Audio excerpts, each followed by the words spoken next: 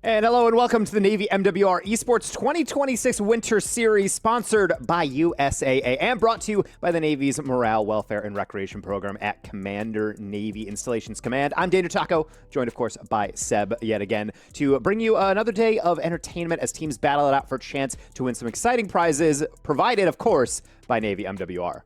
Yes, and they deliver high-quality recreational programs and services that contribute to resiliency, retention, readiness, and quality of life. These programs include things like bowling, because we love the Big Lebowski here, community recreation, entertainment, fitness, because we love to lift weights, food and beverage, golf, because, again, golf, I'll keep saying it on this broadcast, I love golf, and believe it or not, golf and the gym go hand in hand. It's really nice. Intramural sports, libraries, movies, and much, much more.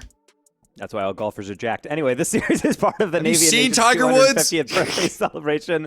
I think that's separate. Over the next few years, Navy MWR is going to be hosting events that highlight the Navy's global impact and, of course, honor those who have served and continue to serve and support mission readiness and recreational activities. So, for complete details on the Navy MWR Esports program and also to register for future tournaments, you can visit navymwr.org/esports. But before we begin today's tournament, we'll pause for the national anthem.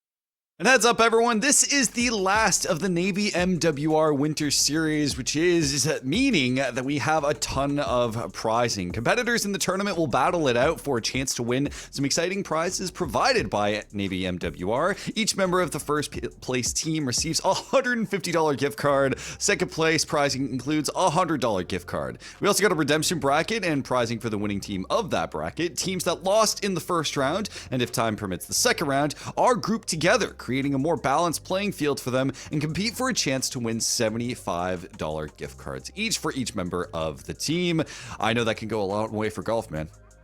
Okay, enough about that. But very much more about how you can get involved as well, because if you're not playing, Navy MWR is giving away a $150 gift card to one lucky winner each night. To enter the drawing, you simply sign up and participate in any of the upcoming Navy MWR Esports tournaments. We have more tournaments coming up in the spring. Of course, team members from the first place, second place, or redemption bracket winning teams are not eligible for the sign up and participate giveaway. Of course, this is just for those people who sign up and keep these series alive. But with that said, we take a look at the bracket format of what we're dealing with a little bit today, coming over into this tournament. It is the same as yesterday. It is a single elimination bracket with a redemption bracket, as Seb had described. Some 2v2s in best of 3. As a reminder, those losing teams from the first and potentially second round drop down to a separate bracket to be able to play things out. And speaking of that bracket, let's take a look at what's kind of in store for us tonight. As always, I love all of these names. We got Crew Dogs are back, as well as Charlatisms, but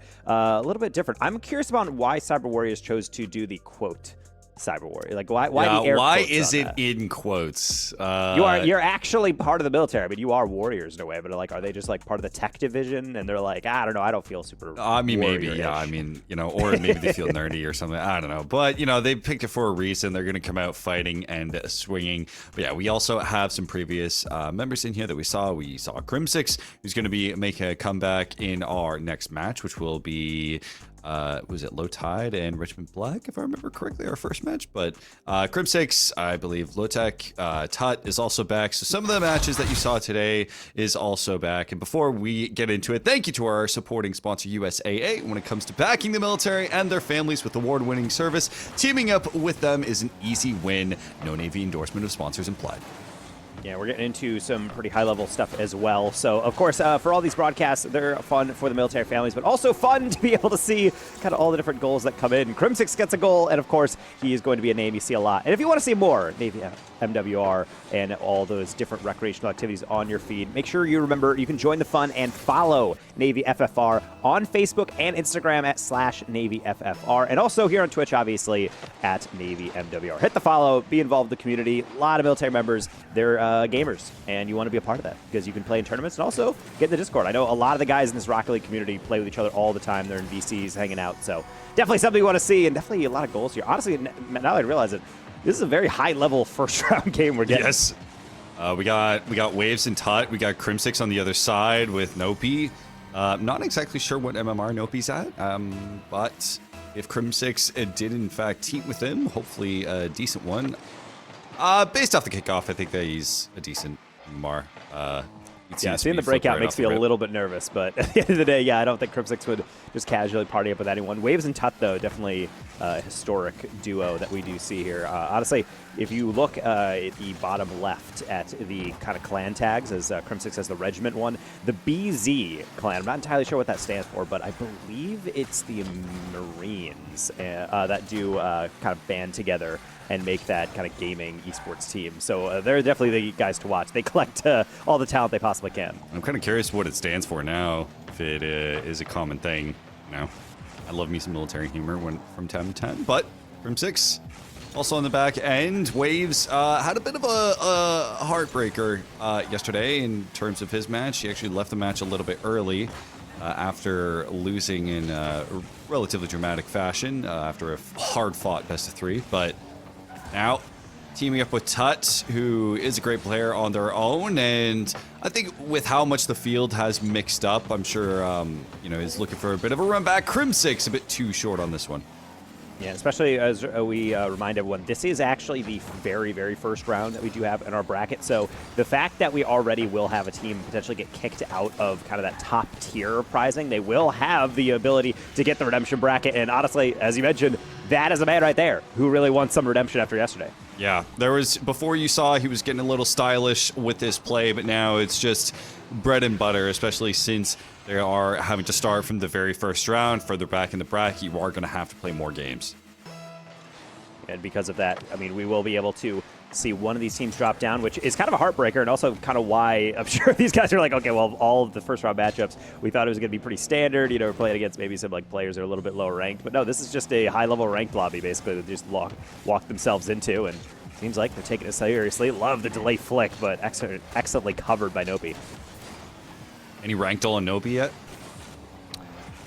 I don't know. I mean, anytime they see they have the Huntress decal, which I do like, on the Breakout, one of the more underrated decals across the game, but I've not seen a Breakout main in a fat minute, so it makes me wonder, like, is he just doing it for fun, or is he just waiting for his moment to shut me right up with the White Zombas as well and the Equalizer? That's kind of what it got for me, and like White Zombas plus Breakout, that's like a classic freestyler setup, or just like an oldie sort of setup. I mean, they have hit SSL, but that is Season 2, so could just be an old SSL player. Well, it's also a Season 2, but like it's a tournament. But hey, they won 3 of them, so definitely not blind luck at least on one of them in order to get that tag. So decent amount of experience under the belt. Thing is, they still have to be able to get the advantage here. Still best of 3, obviously, in the earlier rounds throughout our bracket, but just being able to decide this game 1. I mean, this is kind of the vibe we were getting later in the semifinals, where we were basically deciding games by like a singular mistake or a singular peak, and really nothing, no really any margin for error, especially if you're not shutting down Crimsic. That's a fake underneath, and yet Waves, no boost, still covers it. You see Nopa go up with it again, tries to go for the solo, but just demanded a little bit too much time. There's a pass over to Waves. Waves is going to put the shot on, still saved by Nopi.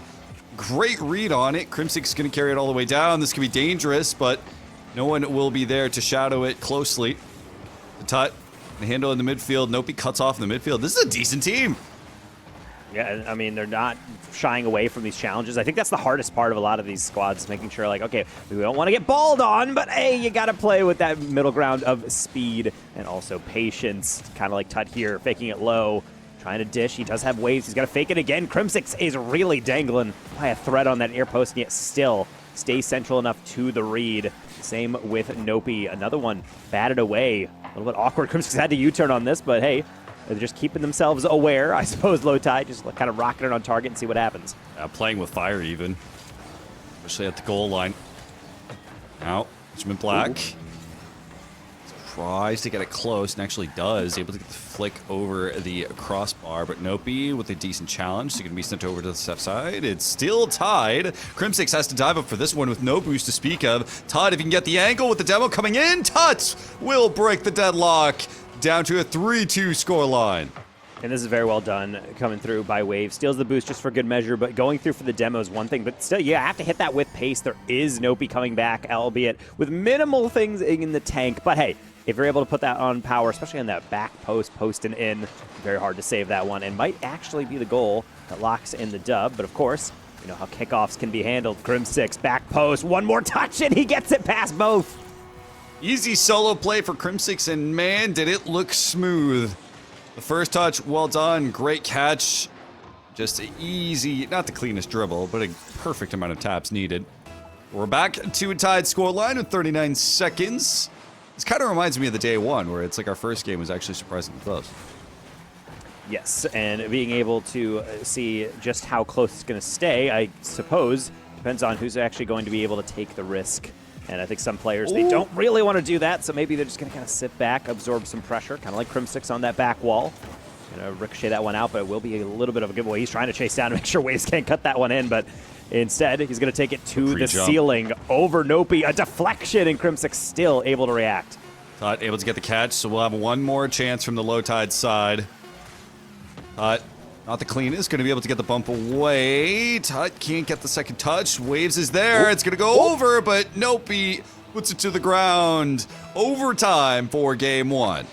Oh man, if they had one more second, I think that goes underneath him and it then does. bounces kind of on target. Yep. I don't know if it reaches the goal, but very well could have been tapped on in, but never really know. Either way, overtime in our very first game, like individual game on stream, is boding well for the entertainment of this Saturday bracket. So we'll have to see if they live up to it and like how this goal goes through. Maybe on a fast break, but not too fast, as Tut's going to get that boost stolen away and will not be able to grab that 50.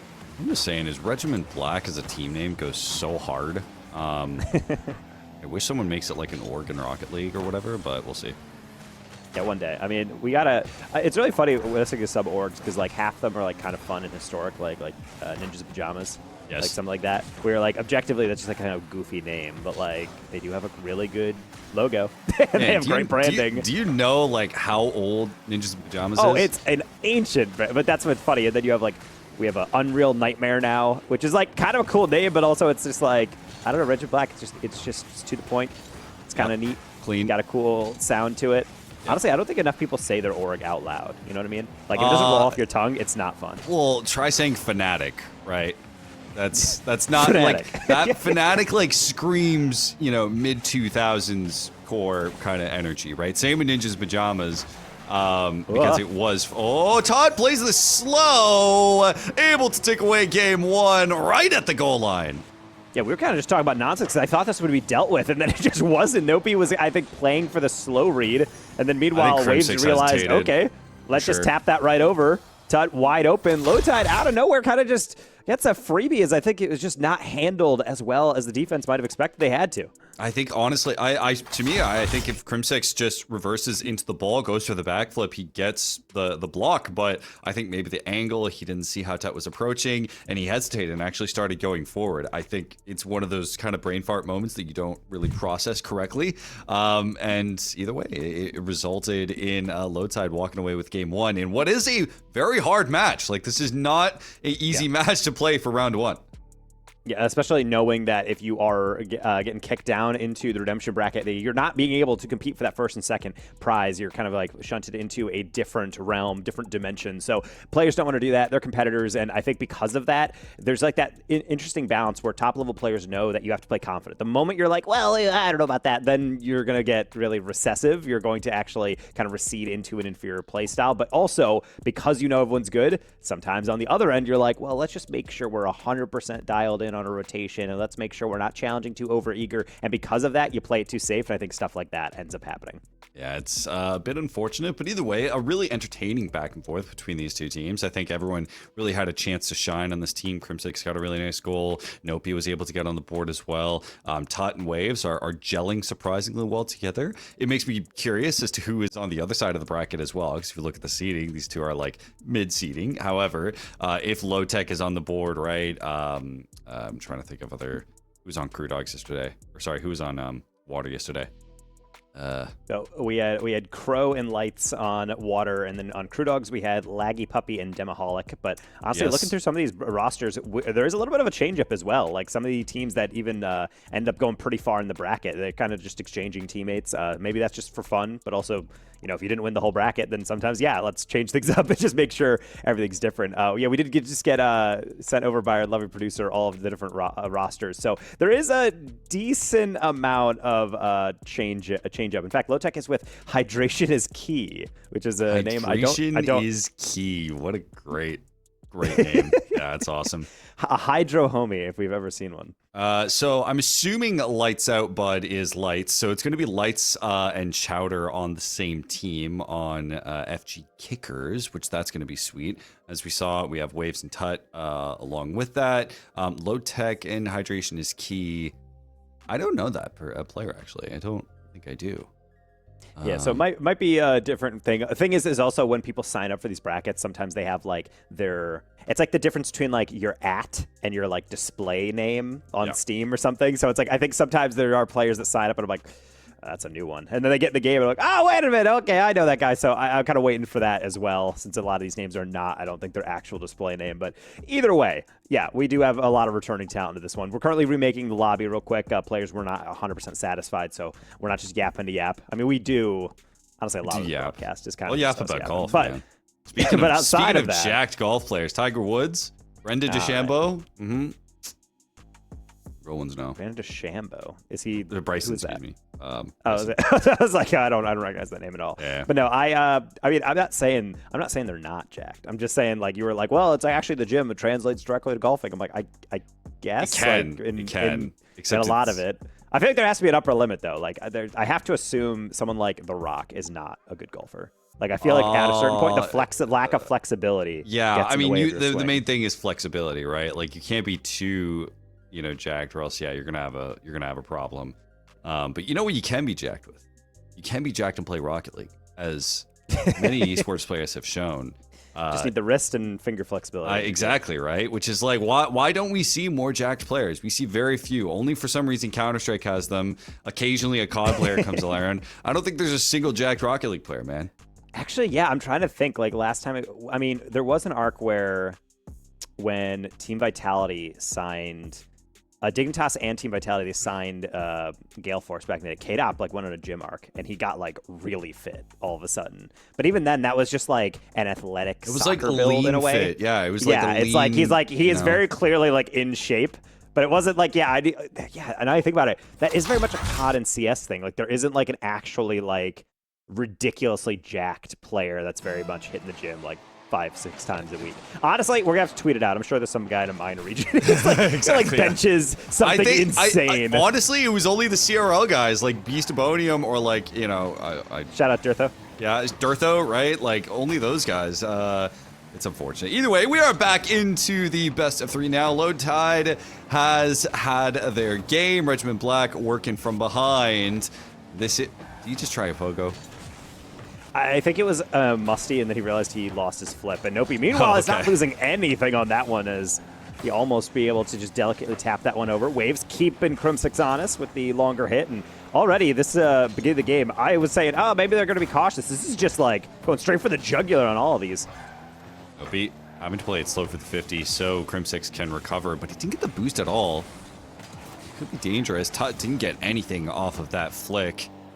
Would have been dangerous if he did. Waves trying to shadow and match this one in the midfield. Again, we were talking about it before. Crimsix build really tight. Really love this build, but Waves. Yeah, I think the boost synergy is something we don't see enough of. I see a lot of cool decals and designs, but then they have Funfetti or whatever. It's a boost, and I'm like, what are we doing here? Did I ever tell you when Justin roasted my preset? Oh, damn, that's kind of crazy. I'm not going to lie. It was when he was on Shopify. Oh, no, this is so awkward. This is so awkward. You're not getting that save at all. Waves able to open this one up at 1-0. And that's the worst type of failure of a save, because this is not a hard one to get, but with Crimsix having only about a pad of boost, you have to get flawlessly underneath it to flick it wide. Otherwise, it's going to probably just deflect on in or be an own goal or kind of just set up. And in doing that, he unfortunately cannot get that clear. So that will kind of fade on in. Awkward one to give a lead, but now Regiment Black, they got the death timer started. They got to get at least an equalizer to keep the series going. Otherwise, things might get a little out of hand as Tut will technically lose that 50, dangerous. but Crimsix can come in. Ooh, okay, just in time. Waves got the catch. Yep. It was a good read as well off the awkward bounce from Regiment Black. Now, with everything kind of coming to a head, looks like it could get dangerous at any moment here for Regiment Black. Crimsix couldn't receive the pass, so Tut will be able to reset with a full tank of boost. Let's see what he can manage with the solo play. He's going to try and go over the solo, but he doesn't get enough of an aerial under it. They're going to have to restart again. Yeah, very much choose classic. Go for the air dribble, bring it all the way back down. Then the moment you're about to lose it, you just peel off, steal a boost, watch them get a weak clear, and then you pick it up. Hold on. Or you go for something crazy. Nopey kind of overclocking that one, going for too light of a touch, and instead gets nothing. What a build-up, though, from Regiment Black. I like the creativity. I was so ready for them to just ball out for that one. That one looked so cool. But yeah, no, by the way, yeah, so Justin roasted my preset.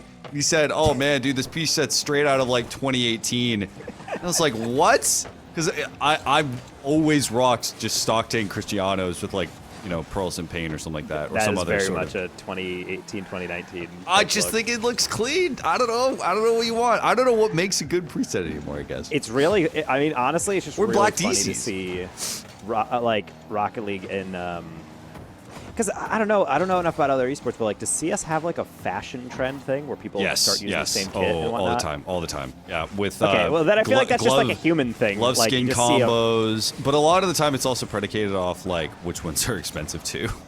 Yeah, it's kind of a flex in a way. I don't think that culture really exists here. I think it's just whatever arrangement works. I mean, we some did of have the that popular culture. ones. I mean, yeah, well, in a way, but that doesn't really matter. What a bomb! Matters is Nope, he gets a free one as there's a demo on the sidewall. No one picks up that clear. I was thinking Tut was a little slow on this, but I think it was just, yeah, you look at the positioning, way too aggressive. Tut thought that Waves had a better touch on it, didn't realize he was getting completely beat to the ball and got demoed for his efforts. So 90 seconds, tied across the board, 1-1 even.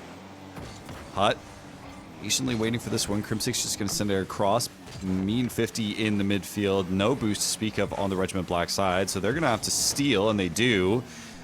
Great 50 to get around him. She's going to be... I'm curious if it's just going to end up how it's going to... or how it was for game one. A tied effort all the way through, goes to overtime, and then a team just randomly pulls something out, but still plenty of time remaining for this one, and you don't want to be awkward. Yeah, Nobi was in the exact position I always hate, where the ball's bouncing down, you could get it, but also the other guy's there. And also sometimes they're waiting for a pass back, and that's well closed down by Regiment Black. And now they're even chasing him because that boost steal's in, but they're not able to get that little touch on the read. Crimsix trying to rescue things, pinch across. Nobi's going to go. Unfortunately, that takes away his passing option, so he goes for the shot and nearly finds it top corner. We'll see. 30 seconds remaining. Truly anyone's game. We've seen a bit of awkwardness kind of hit both these teams at the goal line, which has made this game really unpredictable. Great 50 sends this one over to the corner just as Nopi respawns. He's going to be able to take the boost and get all the way across with the carry. Waves just going to let him bring it all the way. No flip reset to speak of. Waves. Tut is coming in. Crimsix, he's all alone. He needs to get the defensive touch. The bump comes through. Waves secures the lead with 6 seconds left. Oh no, where have we seen this before? Viewers, the in-the-know knowers of the Waves playstyle knows he loves to be able to set that up, kind of bait in that initial challenge and slap him out of the way. And even worse, it's in the clutch. 6 seconds. How's this kickoff looking? I know. Another one, potentially. Tut did collect the boost. Waves in the waiting, but it doesn't matter. It will touch the ground. Low tide by the skin of their teeth, able to walk away with 2 consecutive best of 3s. Now imagine Regiment Black going to the redemption bracket. Yeah, I know. Everyone's like, it's okay. We're just playing the losers for first round. So this is going to be a pretty low-seeded team. What's that? The guy who's won plenty of these? Oh, I guess we'll just have to deal with that. Highly unfortunate, but also... 2 SSL players? Ooh. Yeah, we do also have the story arc of Waves losing in the grand final. He did leave a little bit early. I'm not saying that's BM, but like ultimately he is an angry man with something to prove here, and they definitely looked like it here. Clean 2-0, and we'll see how they get there through some of the replays. Yeah, it was incredibly clean as we take a look at some of what transpired. Honestly, like for a best of 3, even the fact it was a 2-0 was really entertaining. Just a consistent back and forth between the two and good team play all the way around. I really want to put emphasis on Waves, who I think just was able to pick out exactly when to go for aerial bumps all the time. And even though like Crimsix is a solid player, anytime it came down to a 1v1 between Waves and Crimsix, it was just Waves all the way. Yeah, it's definitely fun to see just how back and forth games like this go, but also as you watch, like there's not a lot of plays where it's just 100% meching out. It's just making sure you put the other team in a position where they're forced to make a flawless play, and if they make anything less than that, then you're gonna get one right over top of your head. Or you have Crim6 take advantage and no one challenging him, really clean air dribble, but at the end just wasn't quite enough. Not at all. So we'll see how this one how the next match will be coming up, but for now, a nice way to get on into our bracket with a great stage. Very curious to see who we're going to have up next. Again, we know the caliber of players is quite strong for this one as well. I don't know what is. Maybe it's because everyone is snowed in like every single part of the United States right now, but I imagine that's why it is a very strong year. Yes, being able to kind of lock in. I mean, if you're going to be staying inside on a weekend anyway, you might as well be able to enter one of the Navy MWR Rocket League tournaments, maybe get a chance to get in there for some prizing. But as we take a look a little bit across these different matchups, we're trying to ready up our next lineup. Yeah, YFD losing 2-0 to Crew Dogs, new to this 2-0 against No Fly Zone, and of course Low Tide getting a 2-0 over Regiment Black. So this is a bit of an update that we do have as they are slowly getting plugged in. But yeah, we're going to be whittling down a little bit with those round 1 teams. Again, we'll be playing in a different bracket, not pictured here, but just slowly coming across. I mean, we do have the familiar names, but I will say, like, based on how these rosters get shuffled and based on then how these brackets get shuffled, we could be having, like, grand final level matches basically by the semifinals. Yeah, no, I mean, that's what we saw yesterday, right? Like, by the time that top 4 came up, it's like, okay, literally any one of these matches could be our grand final, right? Every single one of these teams were capable, and we will be getting into our next match just shortly. I think we're just loading in net right now. It's Charlestonisms versus Cyber Warriors. So maybe, Taco, you can ask him, why is Warriors in quotes? Yeah, it makes me kind of wonder, because ultimately, if you're in the military, I mean, you're a warrior. You're helping out the cause here. But ultimately, if you're... What is that? Rocking the Chevy van. I don't know if I've ever seen that before. Apparently, I think that's Cliff's favorite car, right? Or maybe it was Adam Beckett's car. I think one of them, it's one of the devs that turned out to be their favorite car. Also, that Darth Vader skin kind of was surprisingly hard on the fennec. Oh no, honestly, they've been kind of cooking lately with like more of the minimalist decals on like some of these newer things. Also, one thing that goes really hilarious was the season mode within Rocket League, the only single player mode in Rocket League. We can play against like AI in like a season-long thing with like team names and franchises. They ended up being like, let's make decals for all the fictional franchises. All of the ones they made for the Dominus go absurdly hard. I have never worn one without someone in game being like, what is that? So it's like, and once in a while the designers will just make something super innocuous and it turns out to go ridiculous. I absolutely fiended when I first started to play Rocket League, and I had no idea how to play the game. That season mode was like so fun. I would blast all the teams, like, even in single player, but it was just so fun. Ooh. Oh, okay, that was a really solid first aerial, but being able to get that save away, always crucial. As, oh man, that's a name, Extrol XTRL. I think it's just Extralfecta. That's kind of my thought, but I was like trying to figure out how to smooth it out. Stuff like I don't want to be like that. The pass there would have been so good if they got onto it. Light, I'm assuming it's light skin. Skyne. I'm gonna say skin. Yeah, probably. All right. I don't know if you can put SKY and then expect it to be as the. Well, I think Leonard Skinner kind of ruined our entire perception of Leinard Skynard. skin. You mean? Leinard Skynard? That's how I know him. Freebird. Now, Brigodi tries to put it on. Basic. I'm going to shadow this one back, but that's going to be a shot. That goes just a touch high. Gets the second touch. Doesn't put it on angle. Tries to, but this one actually, the solo play somehow works out. Basic Panda able to put Cyber Warriors ahead. I do like the persistence on this. Just turning around, and I don't think you have this clear. Just make sure to throw that across. Sometimes the post can be a little fickle. It's like a little bit off-put pixel or pixel to pixel. So sometimes you'll hit the post and it'll somehow not quite go in. But looked like it was on their side for that one. Nice little half rotation, making sure that's in, and maybe Extra Fecta can answer right back with a solid 50. But instead, Brogod absolutely hammers that one back towards Lightskin. Needs to deal with it and does. We'll see. Cyber Warriors continuing to mount the pressure. There's not really too much of a chance this, as I say that. Immediately, the 2v0, but no, Lightskin didn't get the pass away, couldn't get around the angle. Extra Fecta tries to take away the onus to be able to solo. Nothing comes from it. This is going to be a shot that goes on. Extra was able to handle it quite easily. And so Charlestonism's having to work from behind again. Gonna have to reset. And being able to see all of these different players, get into this lobby and honestly work on a lot of their skills, especially with 50ing. Sometimes you don't have to hit the gym when you got a massive van, but hey, other times you're just not really going to get the touch you're looking for. Extra Fecta has an easy one to tap on in. I mean, part of this, I think, Basic Panda, like, this is the prime example where you do not bounce it off the corner when your first man already went. You need to be able to roll it up so your teammate has time to actually rotate around.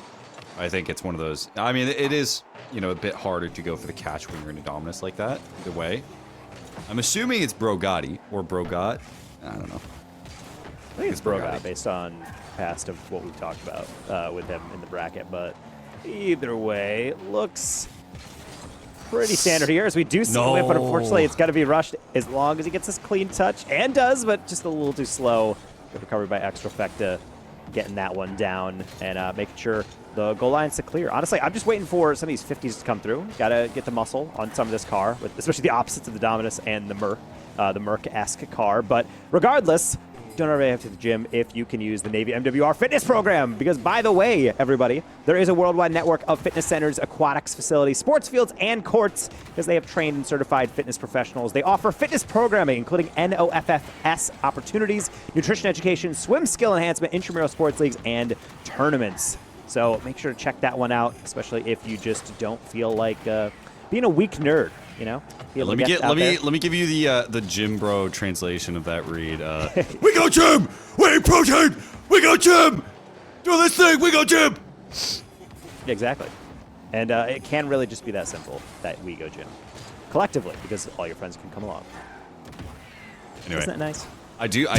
Listen, I'm more of a solitary gym goer. I like going solo because if I do go to the gym with a friend, I get distracted. But it is a good time.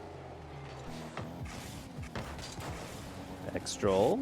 That's a really clean setup as well, and he's got the double. He's got to boost down, though. He's a little too high, and he does not get it, but the rebound also going to get saved. Basic Pond to the last second. Wait a minute. Doesn't have the legs out of nowhere. The blind side from the director cam. I was actively worried that was going to roll all the way back. This is still incredibly close and not done just yet. Extra Fecta not able to put it on. Ooh. We will go to overtime for game one again in our second consecutive best of three. Not cheating up on either side, though. Kind of waiting for the read, and Lightskin actually might get a nice setup here. That flip reset, bit too low. Brogot chasing it, does not get the 50. He's going to try to get a bump, but Extra Fecta muscles it right through it. Delayed flick. Wow. Basic Panda can't grab it. And Charlestonisms taking game number one. Extra Fecta has been trying to go for these solo plays throughout the course of the entire game. Finally does so, and it's just a hard read here for Cyber Warriors to be able to manage. So Charlestonism's taking game one, and with it, again, close affair all the way. It wasn't as long as our previous OTs, but got it done at the end of the day. Yes, and making sure that you also just get through and focus on putting the ball on target. I do like how he was getting bumped, and Extra Fecta didn't try to jump early, didn't try to dodge. He was just like, okay, I know I have the advantage here because I know they're just out of boost. I stole it from him first, so let's just make sure we endure through this, and we'll be able to get a shot off. So keeping the defense honest, always a good idea. I will say, could have played it a little less fast and loose at 0 second. They did clear that right in the middle where only the opponent was. If the ball was just a little bit higher, or maybe there's one more second. Had a few of those cases, man. And sometimes you want to be a hero and you're overthinking it. Then you mishit it and you're like, oh, and then it just gets slacked right back in your goal. So luckily that did not happen to Charlestonisms. But at least for right now, they got game 1 and they're looking to now take game number 2, moving on in the bracket and get into that semifinal.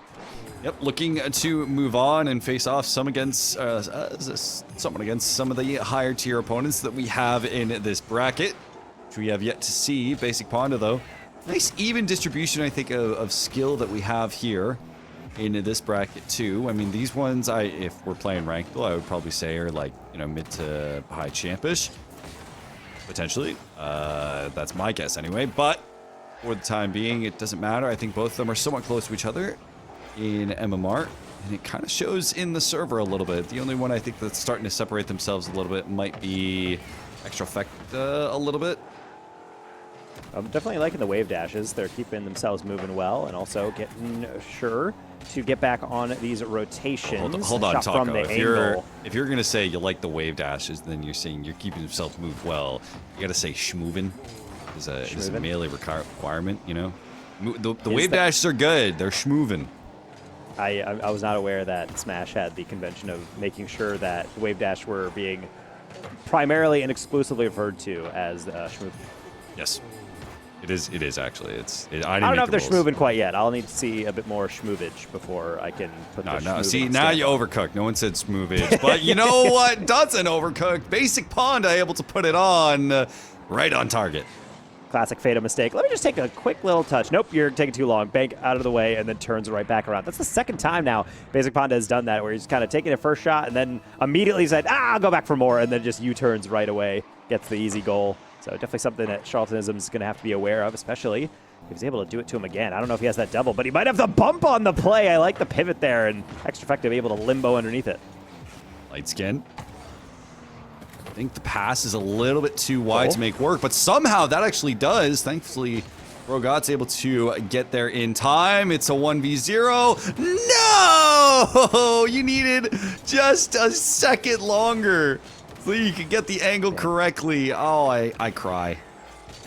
Yeah, well, one of those things where you know how open it is, and that makes it so much harder to be able to capitalize, especially if you have absolutely no more boost. I mean, his teammate was just going for the bump. I don't think he really cared. He was expecting that to get touched forward, but instead, now it's back onto defense. That's a crazy pre-jump by Lights. Gonna think that he was going to get that one, but you know what? Be there just in case. Why not?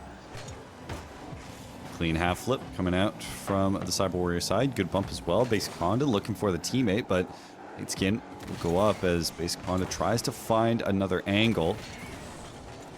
As for this one, boost is collected. I can see a pass coming up, but the flick goes over one. The shot goes in. The 1-2 for Charlestonisms. Even Cyber Warriors dropping a nice pass on this one. They didn't expect this one to get flicked so delicately, but even then, you have to have someone on the other end of it. I've seen that so many times where flick comes in, it's a little too fast, a little too high up, too slow, and doesn't really click in. And even sometimes you hit it high enough, teammate doesn't jump high enough, and then you just rocket it way over the bar. So the fact that they came over pretty cleanly, I think naturally going to get some respect even from the team you score on, but going to have to command that respect with future plays as well. Miss off that first aerial might lead to something, but Cyber Warriors not able to take advantage. Now with 0 boost, this could be dangerous. Extra effect, close angle 50. Well done by Brogot. Light skin. Over. Tries to just wait out the defender as Cyber Warriors almost tries to play a little bit too passive. Gives a lot of opportunity at the goal line for Charlestonism to make their attempt, but now Basic Ponda tries to just get the solo. It goes off the teammate into the corner. Brogot can't get it done. So a nice chance thrown by the wayside as Brogot's able to get the demo, but doesn't have the follow. Extra Perfecta is able to get there in time. And Brogot does a pretty good play here. The problem is it was one of those things where you're not linking step 1 to step 2, where it's like, oh yeah, I'm going to go for this demo, by the way. And the other teammate's like, well, I'm pretty far away. I don't know if I'm able to get to it. They go for it, and it just doesn't quite work out. So sometimes maybe play a little bit more passive, but either way, it's a brutal one to give up. Maybe get right back, but no, Brogot didn't want to advance too far. They'll remain in the midfield and kind of wait patiently for their next opportunity, which has come somewhat quick, Seb, as they're starting to run out of time here to get their dub and be able to keep the series alive. Extra Perfecta somewhat gives a free launch pad over to Basic Ponda. This is a nice pass, but not too direct. Brogot try and get around one. Ball bounce off the corner. Approach the last minute. Charlestonism slowly but surely running away with this one. They're just getting much more presence in the opposing half, and Cyber Warriors, just all the offensive opportunities, too unconvincing right now. Especially with Extrafecta gladly taking his time. I do like the demo play, especially if they can chain that into boost. Well, there's step one. Lobbed up and over, not falling for it is Extrafecta, trying to stay close. Stolen again, Basic Ponda. He knows he loves those half rotations, but that short hitbox will come back to bite him. Backflip, not able to keep it alive. Basic Ponda looking for one more chance as the time is dwindling by along with the rest of the series. Someone needs to tell Brogot that it's not Christmas anymore, but that's a shot that just goes over his head, but Basic Ponda is able to get the turn in time, leaving the last 30 seconds with maybe one more shot, but Extrafecta's just putting a brick wall ahead of them every single time.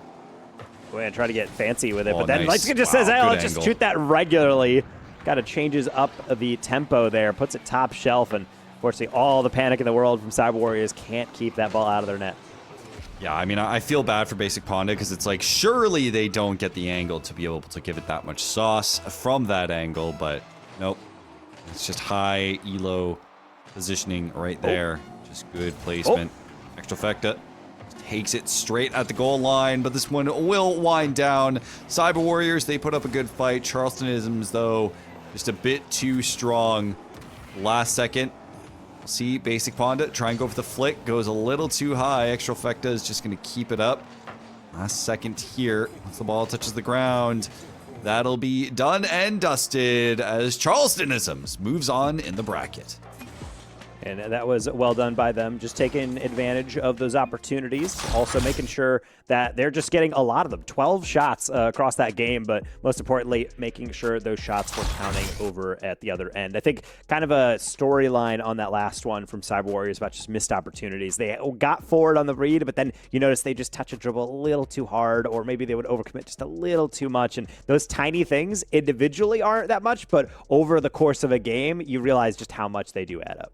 Yeah, I know. Part of me, it really did feel like, unfortunately, there just wasn't as much of an offense coming from Cyber Warriors. As we can take a look at the replays here, you can get a sense of what we're talking about. Charlestonisms, every single time it was on the offense, you could tell that they were trying to go for a midfield pass or something of the sort to be able to make it work. Whereas the moment that it kind of switched sides, you had Basic Ponda going for a pass over to Got, but it just didn't work out. Cyber Warriors, they were getting decent opportunities in terms of possession in the opposing half, but every single time they would go up the back wall, it was just, there wasn't anything convincing to be able to put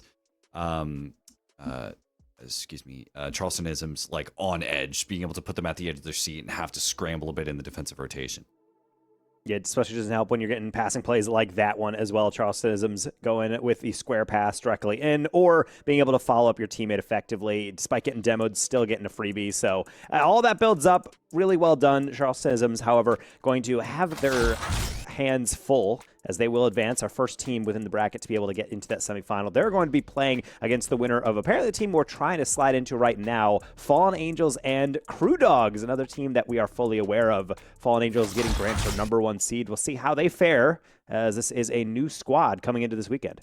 Yeah, we already know that Crew Dogs is very strong as well. Water Mike and Laggy Puppy are coming into this, you know, after having done very well. Water Mike able to receive off the pass from Laggy Puppy to kick us off. You know, we'll see Laggy Puppy getting a nice clean touch forward, and Water Mike getting in here. Wait a minute, hold on. I think I know Water Mike. I'm not entirely sure, though. At this point, I would be more shocked if you didn't know a player in here. Well, I just, every once in a while, run into them in ranked, or I've, like, commentated them before, but I'm like, I wonder if this is, like, a changed name. Because there is, I believe, a Slick Mike that is also in the military who plays. So I'm like, wonder if he changed his name. He just spelled it with a 1. But hey, Icarus also games, and my goodness, look at that. Honestly, also, shout out to the Halo topper. Always thought that was a really fun topper. I hate that topper, but Icarus 2.0. Okay. Great name, dude. You know, like, it implies, like, yeah, Icarus fell back to Earth, but, yo, he came back, dude. So we'll see how they manage. Good pass, good shot as well. Ski's able to put this one on. Fallen Angels have the lead over Crew Dogs. Also, just the speed alone on this one, not hesitating, not waiting time. Jesus, and what is the MMR in this tournament? I mean, it's high enough. I know Ski, I mean, he's got that SSL tag, but this is a new team, as we had mentioned. So they're zooming around. They're getting some good plays. But I also like the lack of hesitation. They're not trying to overthink it and overcook whatever they're trying to build up. They're just saying, okay, you're not going to chow. I'm going to throw it right over your head for the pass and go from there. So Crew Dogs, despite being a familiar name, are already dealing with some pretty impressive plays here. Oh my goodness, the scoop on the delay reset. Ski, calm down. I definitely don't think they intended for that angle of the flip reset to go so low, but I think they made it work somehow because of the angle of the challenge. Either way, Crew Dogs have their work cut out for them. Icarus, decent 50, but they'll force the reset here on Fallen Angels. Ski's just waiting. Laggy Puppy couldn't get the demo that they wanted, and the own goal for good measure. Credited to Ski. Crew Dogs really falling behind here. Yeah, there's plenty of moments in high-level 2s where you're getting back, trying to get a 50, or at least like deflect to the corner. And it's a lot of like sitcom moments mentally where right as you hit the flip, you're like, you're probably wondering how I got in this situation, about to own goal. And you realize, yeah, this is 100% going to my net. And now... Ooh. That was kind of clean. A little bit of the doink there, just being able to get that. That's a harder read than it might look initially because you have to get around it. You also have to lift it high enough to get it over the challenge, but then also make sure you're calculating with enough pace off the kickoff where you only have maybe 10 boosts to adjust. I mean, yeah, it is like also one of those cases where even if you do doink it, you're just hoping it goes somewhat towards the net so your teammate can also take care of it. And in some cases, you just get a bit of lucky. But now Laggy Puppy, no boost to speak of, has to be careful if Ski is coming down. He's just collecting penny pads. Over to Laggy Puppy. Fight in the midfield again. Water Mike cuts off in the midfield. No boost used, so you can actually continue with the individual play. But Ski knows this, goes for the early challenge in the midfield to take away the possession. Laggy Puppy gets it back and tries to force it through. Actually does! The 50 works out. We're tied at 3-3. Bro's cracked as much as he is jacked, gets the 50, but then also maintains the composure to, with no boost, jump, angle, and get the dish on in. That looks kind of like a basic play, but honestly, so many players freak out and they pre-flip early and they don't end up getting the contact they're looking for. So being able to get that and then immediately off kickoff, get the lead. This match is something else. It is actually going so back and forth because I really did think that with how Fallen Angels have played, they're kind of just putting Crew Dogs away, but it's just good fundamentals, good 50s especially from Crew Dogs that carried those last 2 goals. And being able to make sure also you're just getting the chances. Like, you'll take all the freebies you can get in an SSL lobby. You are not going to be like, well, you know, I want a better goal. I want to be able to score with, like, the utmost supreme skill. No, like, if it's going to be given to you off kickoff, you're going to take it. If you're going to 50 and get a dish, that's another thing. If you're going to get a horrible angle, that's another. That could be a wide open yet again for Laggy Puppy, but Icarus has the recovery. Does he have the follow-up save, though? Shot high. And also not going to be bumped. Icarus does survive enough for the save. Chris able to collect the mid boost as well. Laggy Puppy just trying to waste as much time as possible so Water Mike can get involved in the play again. Now both are fully reset. See how aggressive Fallen Angels takes these challenges. Kind of needs to. Water Mike looking to take Icarus out, and he does, but Laggy Puppy able to score all the same. It's also really intelligent by Laggy Puppy. He knows this is probably going to get saved away, but notice how he slows down and almost flips directly into the play. He's not trying to block it going for the far corner. He just knows that if he gets central enough on that read, yeah, it might go out to the sideline, but if the opponent is going to be flipping across the ball, he can probably win it directly into the net. Really smart play. And again, that's just Laggy Puppy doing the little things well, and it's led to them now mounting a little bit bigger of a lead, which is nice considering we had a flurry of goals in the beginning, and now it's more about actually focusing on the defense. Half a game gone by, and the momentum of this game has completely swung in Crew Dog's favor. Considering, again, it's just, whereas I would argue Fallen Angels from like a team perspective, I've actually played better. It's just Crew Dog's punishing time and time again has really kind of worked out for them. Now it's giving him some confidence back as Laggy Puppy's able to get a double demo, tries to get the triple, but Ski will be able to respawn in time. Not a great 50, but they're able to keep it out all the same. Laggy Puppy Grabbing a decent boost grab, and that's a fantastic flip. He does have it, but he overcompensates on the read, and not even that, it's also going to go all the way back down. So that shows, again, the margin of error. You miss a mechanic, your other teammate is coming up, and just like in a blink of an eye, one guy challenges and puts it right in your net. So it's grown that much closer. Just over 90 seconds, and with it, Fallen Angels trying to really claw this game back into a winning position like they had it before. Ski just goes for the touch. Laggy Puppy tries to keep it in the sidewall to prevent any more damage. Well, Water Mike, this is completely out of the way. And now it's back to its high game, 5-5. And being able to get bumped into it and then recover faster is really crazy. Of all the ways that could have worked out for Crew Dogs, that is not what they probably expected to see. Player who got rebounded, kind of slingshot right back to the first recovery. 5-5, super high scoring game that we got going, and we still have like 80 seconds to go. And I have no idea how this one's going to end at this rate. I really, it has swung back and forth so many times that really you cannot predict how it's going to go. It's just going to come down to a couple, wary touches, a couple unpredictable moments that you just can't deal with or predict for. It's going to be Water Mike sending this all the way back. Won't get the angle around it. Tries to just get around Ski, but Ski re-jumps for it. Laggy Puppy not going to go for the solo. Actually going to leave it. Not sure why he didn't try and see the pass over to Water Mike. So it's going to force the retreat back as Water Mike has to go for the solo play. Actually gets around Ski, who has no boost to speak of. So Ski is rushing to get Water Mike out of position. Ski also has to be able to get that one away with no boost. Now, that is not necessarily the case. He's got plenty. He's going to say, hey, hand it off to me. Quick flick. No immediate challenge. Water Mike playing for that slow 50, and maybe has opened the door. Laggy Puppy had the clear, but he was backwards. He had the half flip first. Still a dangerous 15 seconds here, 5-5. Laggy Puppy in the waiting, flick up. This is actually completely dangerous. Icarus needs to get there, needs to get the prediction, but he doesn't. Crew Dogs potentially stealing this one away at 6 seconds.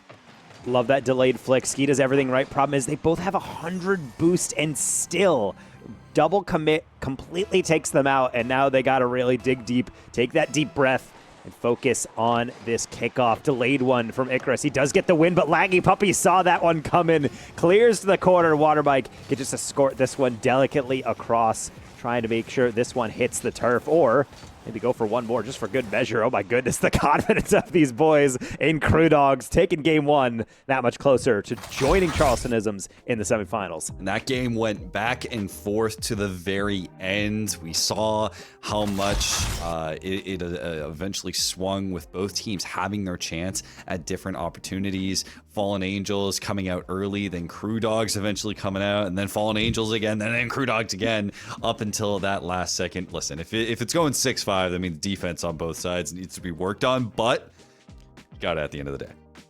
Sometimes there's a lot of defense or really games in twos where it's like, okay, well, it's about making sure it's like a chess match. And other times it's just like, I bet I can score more than you. Like, it's not even like defend better. Just like, I don't even care if you get a freebie or something.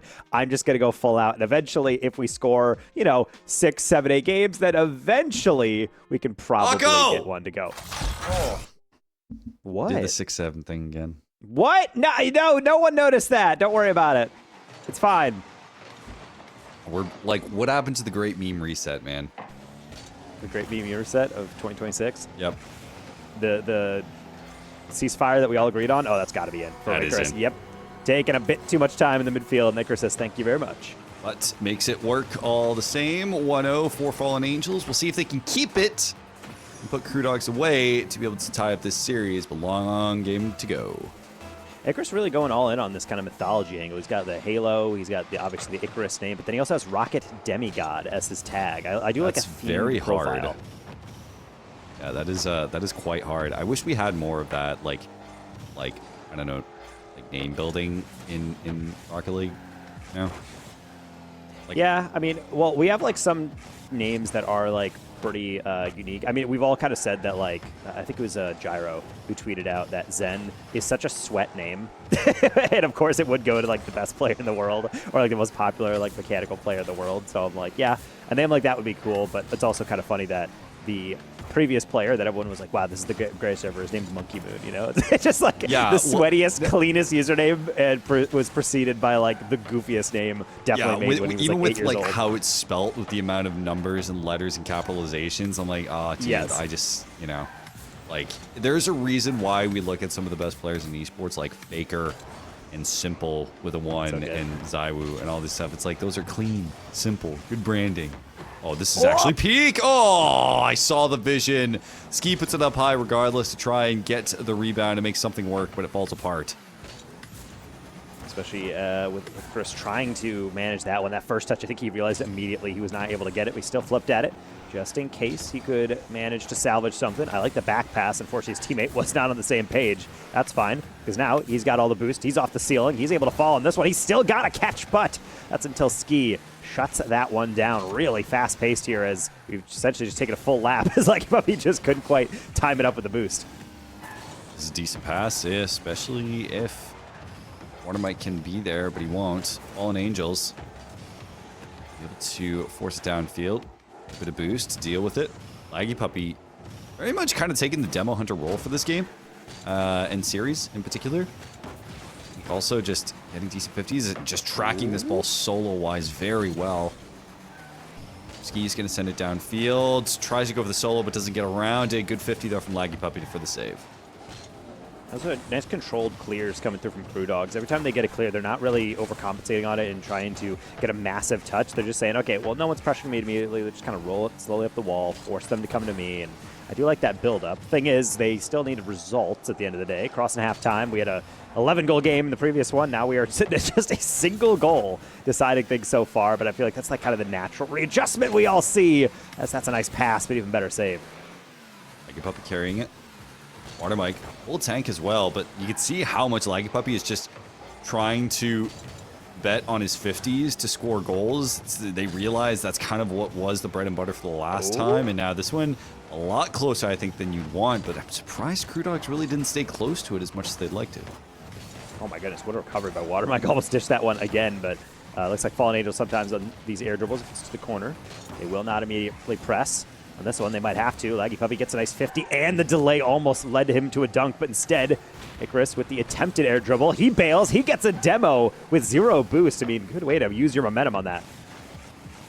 Now, as time, 90 seconds. You don't have unlimited time here, Crew Dogs. You're really giving the opening here for Fallen Angels to tie up the series. Ski looking for the second touch, but doesn't get it in time. Watermike, decent amount of boost for the solo effort. Able to get the demo on Icarus, but Ski is going to have to chase this one down.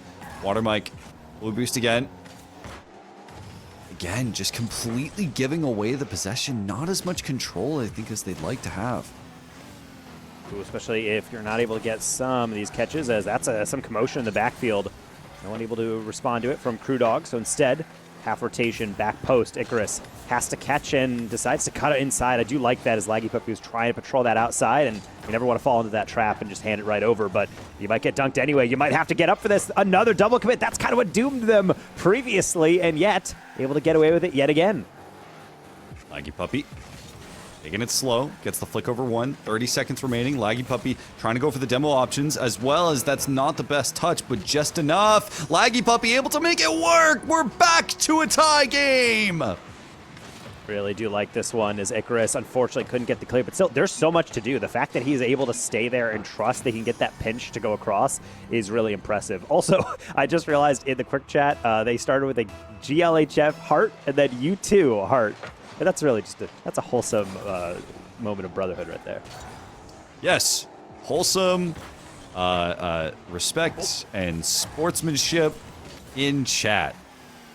We love to see it everywhere. Laggy. Oh, no.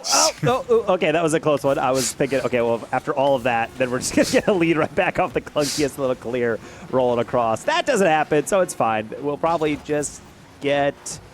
Oh, no, a giveaway. I don't think they understand how little boost Watermike has, so he tries to get that one under. That will not roll, so yet again, Seb, we're going to have to go extra innings to decide who takes this one. Going to overtime, but is this a good reset for Crew Dogs to make something happen?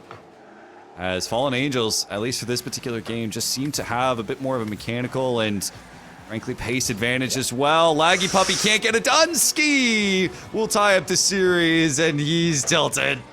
Good bump, by the way. Bumped and immediately throws a QWERTY keyboard slam, just going all the way across.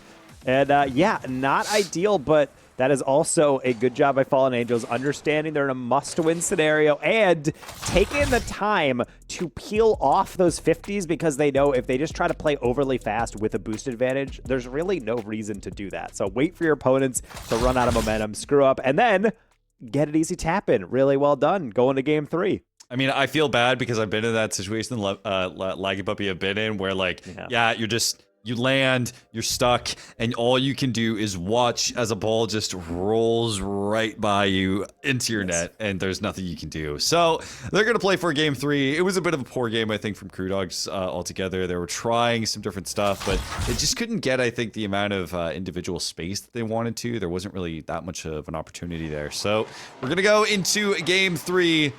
As good luck, have fun.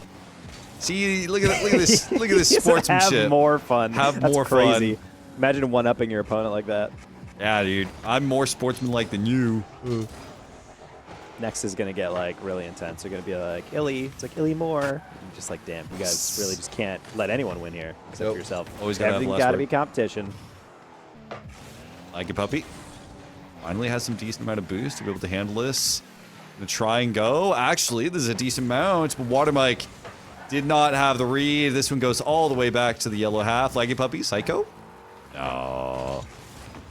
Psycho? No. Oh, I don't know about that from an angle, but speaking of, don't know about that double commit from that angle. Water Mike will be able to get the first one. That's a heavy hit. I don't think that's going to be an easy read, and yet Laggy Puppy proves me wrong. Not only that, but also could have been a pass, but I like that play on the back end, a little bit in the background. Ski actually boxed out to Water Mike to make sure he couldn't actually turn in and get that shot. This could be dangerous as well. But I like the midfield control from Crew Dogs. A nice change of pace from the previous game. Now, Laggy Puppy needs to get a good 50. He does. Ski's going to chase this one down, be able to steal the boost. Water Mike going to play the first man. Laggy just waiting for that back post. And we see just so much aggressiveness in these challenges from Fallen Angels. But now Water Mike finally has some space. Going to go for the individual play. It's going to go all the way down, but Laggy Puppy doesn't get around it in time for the pass. Yeah, it's tough. I think Water Mike has been a snare we've all been in where ball gets off the back wall or side wall, you have an air dribble, but then you realize halfway through, it's too close to the ceiling, I'm going a little too fast, kind of just have to throw it downfield, which isn't necessarily a bad thing, but those moments will make you think in the back of your head, if I did that a little bit differently, maybe we could have had a lead by now instead of playing neck and neck with this opponent who is seemingly getting a bit more confident. Icarus has an open flick. That is to the back post. Ski was waiting for it, but couldn't quite wrangle it. Chris. Getting flick up high, and we're seeing Fallen Angels again just playing in that corner aggressively, relying a bit more on ball control. Laggy Puppy is just playing off the 50s and seeing what he can get based off them. This one could be dangerous as well. Ski's able to put it up high as Crew Dogs ready to go. Refilled in the tank. Water Mike gonna put that one up above. No one will be there as the defense comes through. Still 50s are coming out a little bit more close for comfort than Fallen Angels want.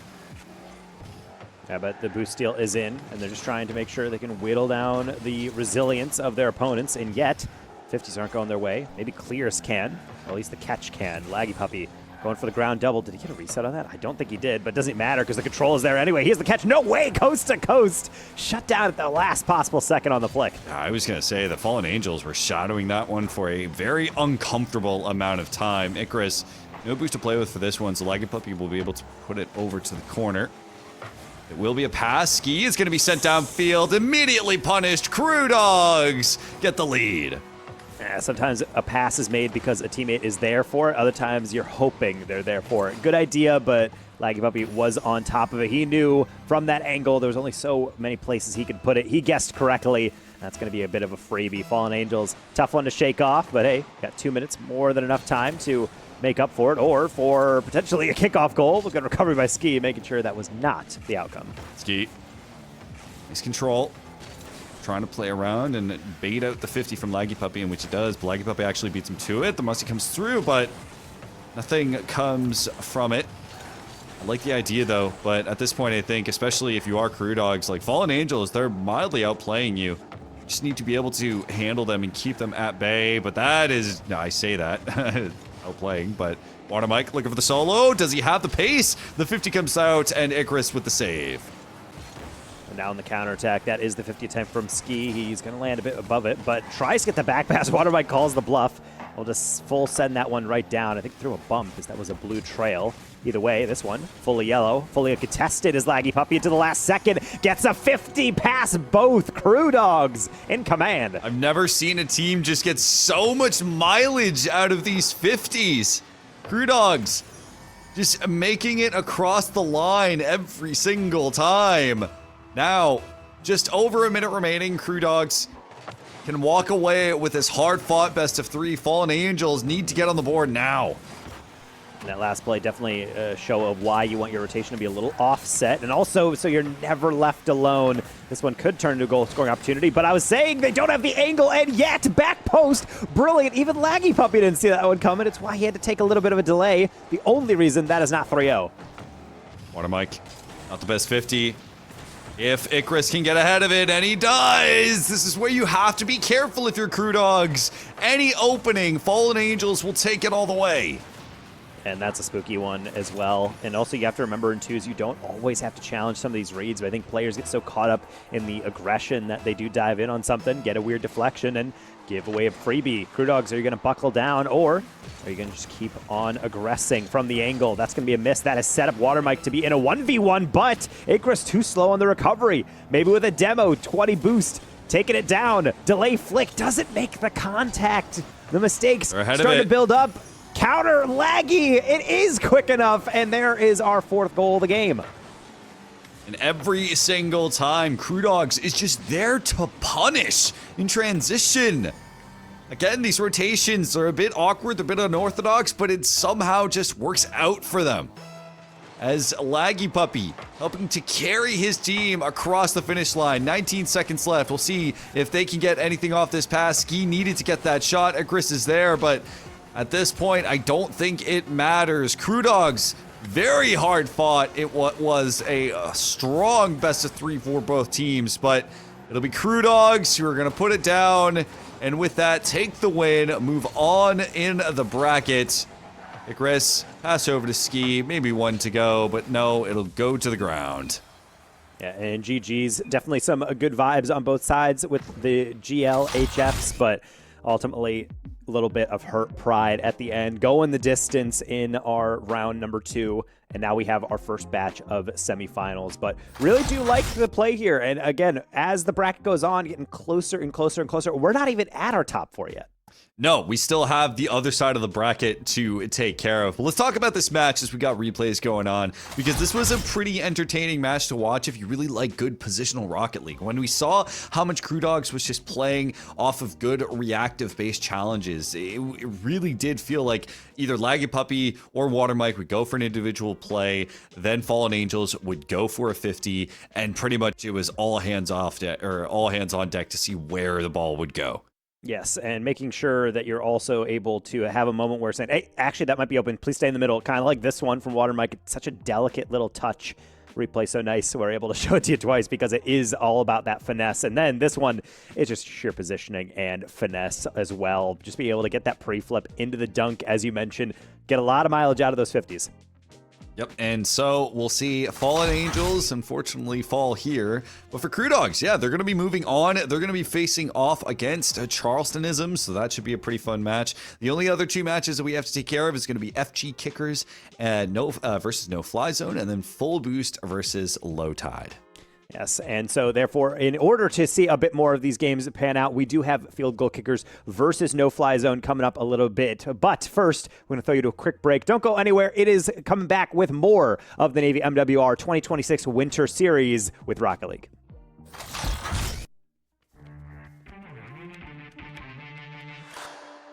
Are you ready?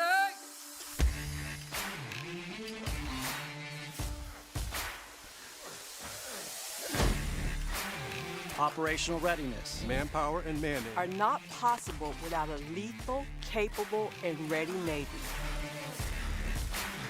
Navy Operational Fitness and Fueling System. NOFS is an evidence-based human performance system providing fitness and nutrition guidance. Designed to build resiliency and durability. By utilizing the system, Sailors learn to train effectively. Train safely. and fuel their bodies appropriately. NOFs improves operational performance. Decreases the incidence and severity of musculoskeletal injuries and reinforces fueling habits. Operational demands place physiological and mechanical stress on the body. It is important that sailors are physically prepared To sustain a productive and healthy career. NOFs has moved away from a traditional fitness model Into a movement-based system That restores movement. trains movement, and fuels movement. NOFs. A training system designed to take care of the Navy's greatest assets. our sailors. Are you ready? America's Navy. forged by the sea.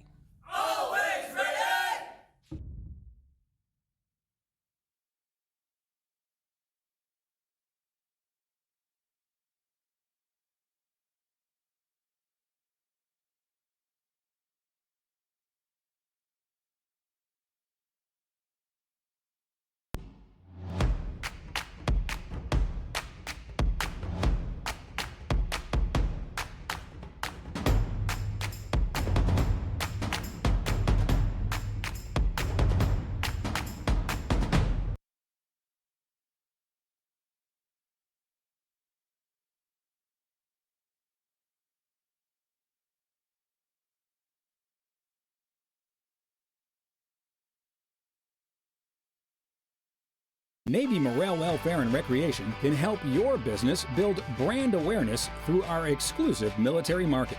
We offer a variety of customizable sponsorship and advertising packages through Navy MWR promotions, events, and digital platforms at installations around the world. Come make an impact on the lives of service members and their families, all while earning a measurable return on your investment. Find out more at navymwr.org/sponsorship.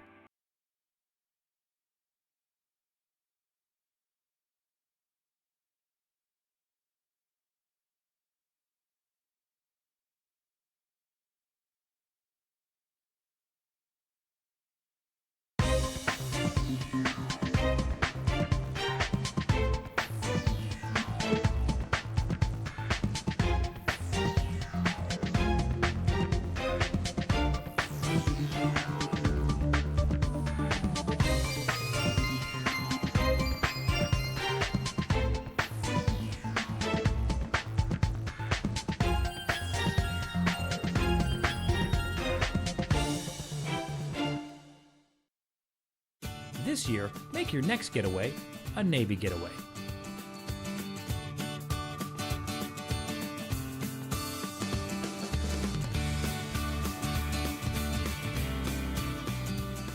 Instead of heading out of town, discover what Navy Getaways has in store for you at your local installation.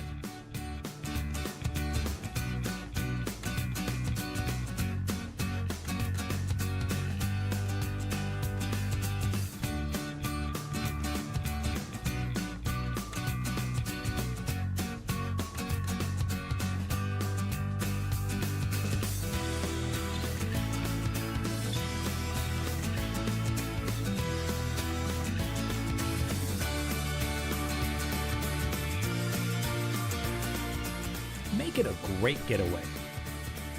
Navy Getaways. Stay, play, and relax.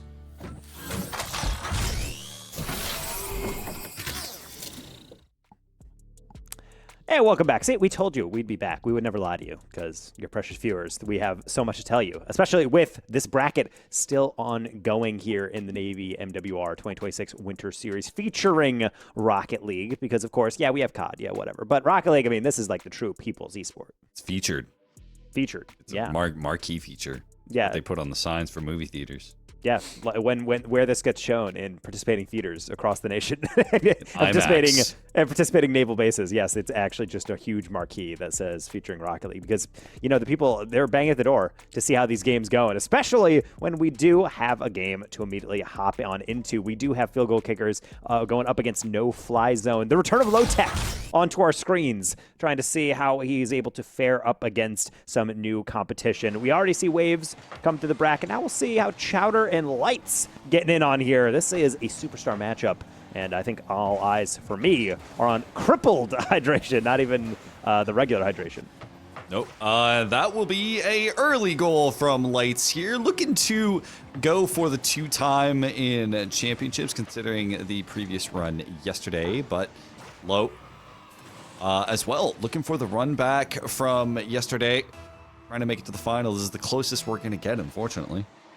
Yes, and sometimes that can be a tough pill to swallow, but ultimately, Lights taken first place victory yesterday, and that is something, as a member for all the rules, if you do win this tournament, you cannot play with the same teammate. You have to change it up. So the fact that these players are able to shift it up and then still play at this high level, get so deep in the tournament, is pretty admirable. Of course, Lights, he's got that championship pedigree, but you're going to have to be a little bit sharper than that. That's a little bit of a giveaway after the demo. Crippled hydration, easy putback. Hydration, able to put it on, and also just a really solid midfield play from Low-Tech there to be able to open things up. I'm kind of wondering where the second man was. I think it might have been further upfield. That's why I was just the last defender. But either way, tied across the board now. Lights and Chowder. Chowder also like a fantastic player in their own rights. Had a really good run yesterday. Tries to go for the solo play. Low-Tech, great patience. Good 50 as well. Crippled hydration. Lots of boost, but Chowder needs to go up to make sure there's no extra damage coming through the midfield. Crippled trying to get the lightest of touches there, and does. Rolling around is Chowder. Immediate challenge by Lights. Low was there, but he's got to be quicker than that.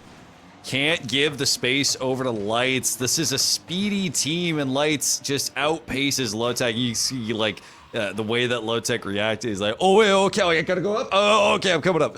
And unfortunately, it was too little too late. Yeah, those are kind of spooky plays, and those are the things that always really get in the way. It can be a little scary is when you know you have to go for it, but you're thinking, surely they won't go for this. I mean, I'm right there. Oh, he's already on it, and it's in my net. So sometimes if your instinct is telling you something, you got to follow your gut. Chowder going to track this one. Low-Tech doesn't get the flick that he wants. Hydration. Trying to rotate back with this. Actually going to be able to get the beat in the midfield. If Low-Tech can get there in time, he's going to be able to. Light's not even collecting the boost either. So finally, Chowder able to get a pad. Going to be quite important for being able to delay this one and actually force more resources to come out of no-fly zone. Ideally, trying to make sure that you can gather all the resources has been something pretty important across all these matches, but especially when we do have 4 players in the lobby who have gone far in Navy MWR tournaments before, and also trying to make sure you keep things interesting. Sidewall pass. Chowder was delayed, but still gets the save now. Here comes things on the far side, setting up the flick. Excellently done. Back post, bang. This is just keeping no-fly zone on their toes, but as well as just sheer speed. I mean, we talked about resources and how much it matters, but at this point, with no-fly zone, it's just straight flicks. Being able to capitalize on that. We actually have not seen a lot of dribble plays in this 2v2 tournament, but maybe Which it is doesn't crazy need to be considering it's a 2v2 tournament. Also, this pressure! Chowder wants to delete everyone from the board. I know this isn't COD, but that was a straight-up kill feed in the top right. You saw the demo immediately come out, and then immediately another one just pop on in. You're realizing, wow, that's a lot of carnage despite about 30% fewer players coming in on this one versus the standard. So very well done by field goal kickers to make sure you're clearing the path. Easiest finish you like. Maybe just as easy as this one. Not for hydration. Get back just in time.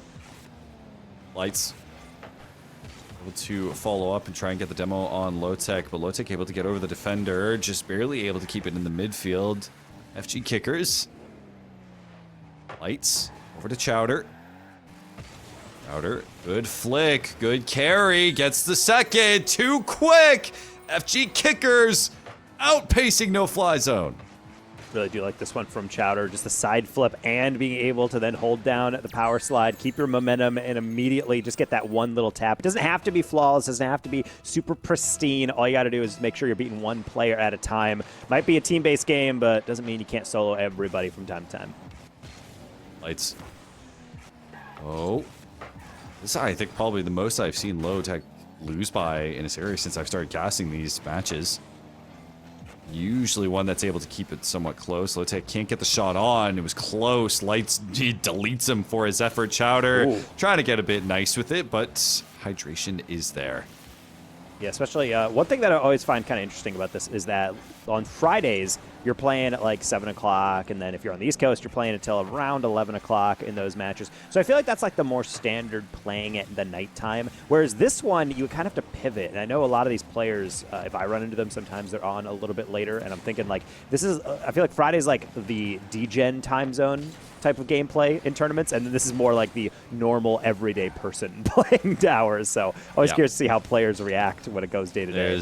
There's the, oh, what a slot from Chowder, my goodness.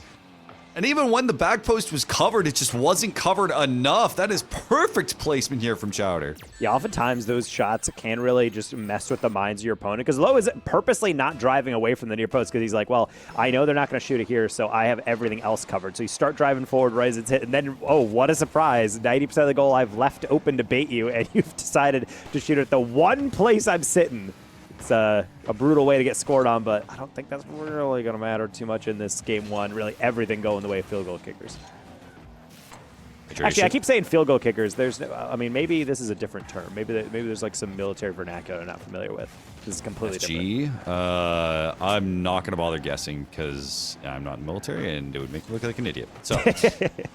I mean, we'll ask in general. Maybe it's just a reference. I still feel like it's a Bears thing. I know that was everyone was upset. They kept going for a fourth down last weekend instead of just kicking field goals. But yeah, I'm not really into football as much. So, but I get it. That's all I saw on Twitter was like Bears kicker, or who was the other kicker that completely fumbled? I mean, there's a lot of kickers that have not been locking in. That's just what the playoffs. But it was like really bad. It was like really bad.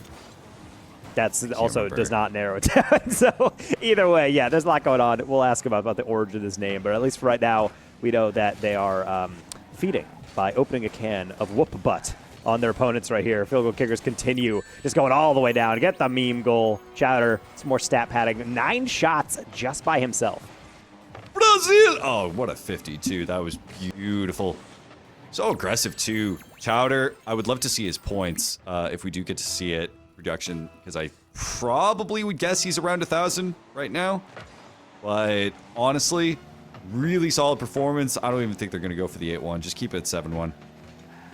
And be able to keep the meme alive. I mean, it's crazy how the longevity of that meme is still going, especially now you can cap it off, and he ruins it light. But hey, if you're going to ruin it, might as well hit a nice passing play clip. That's BM. You don't ruin it. Actually, is it better to ruin it, or is it better to keep it just for the meme? Like, which is more BM? I think it's more BM to keep it for the meme. Like, if you have chances to score, you're purposely not doing it just because you're like, I've already beaten you so badly that it's at a tee-hee-ha-ha scoreline that we're just purposely going to throw the ball away. 9-9-3, darn. What an insane game, though, from him. 4 goals across the board. 3 of them were assists for Chowder. That was an incredible game. Especially, like, that was against good players. Yes.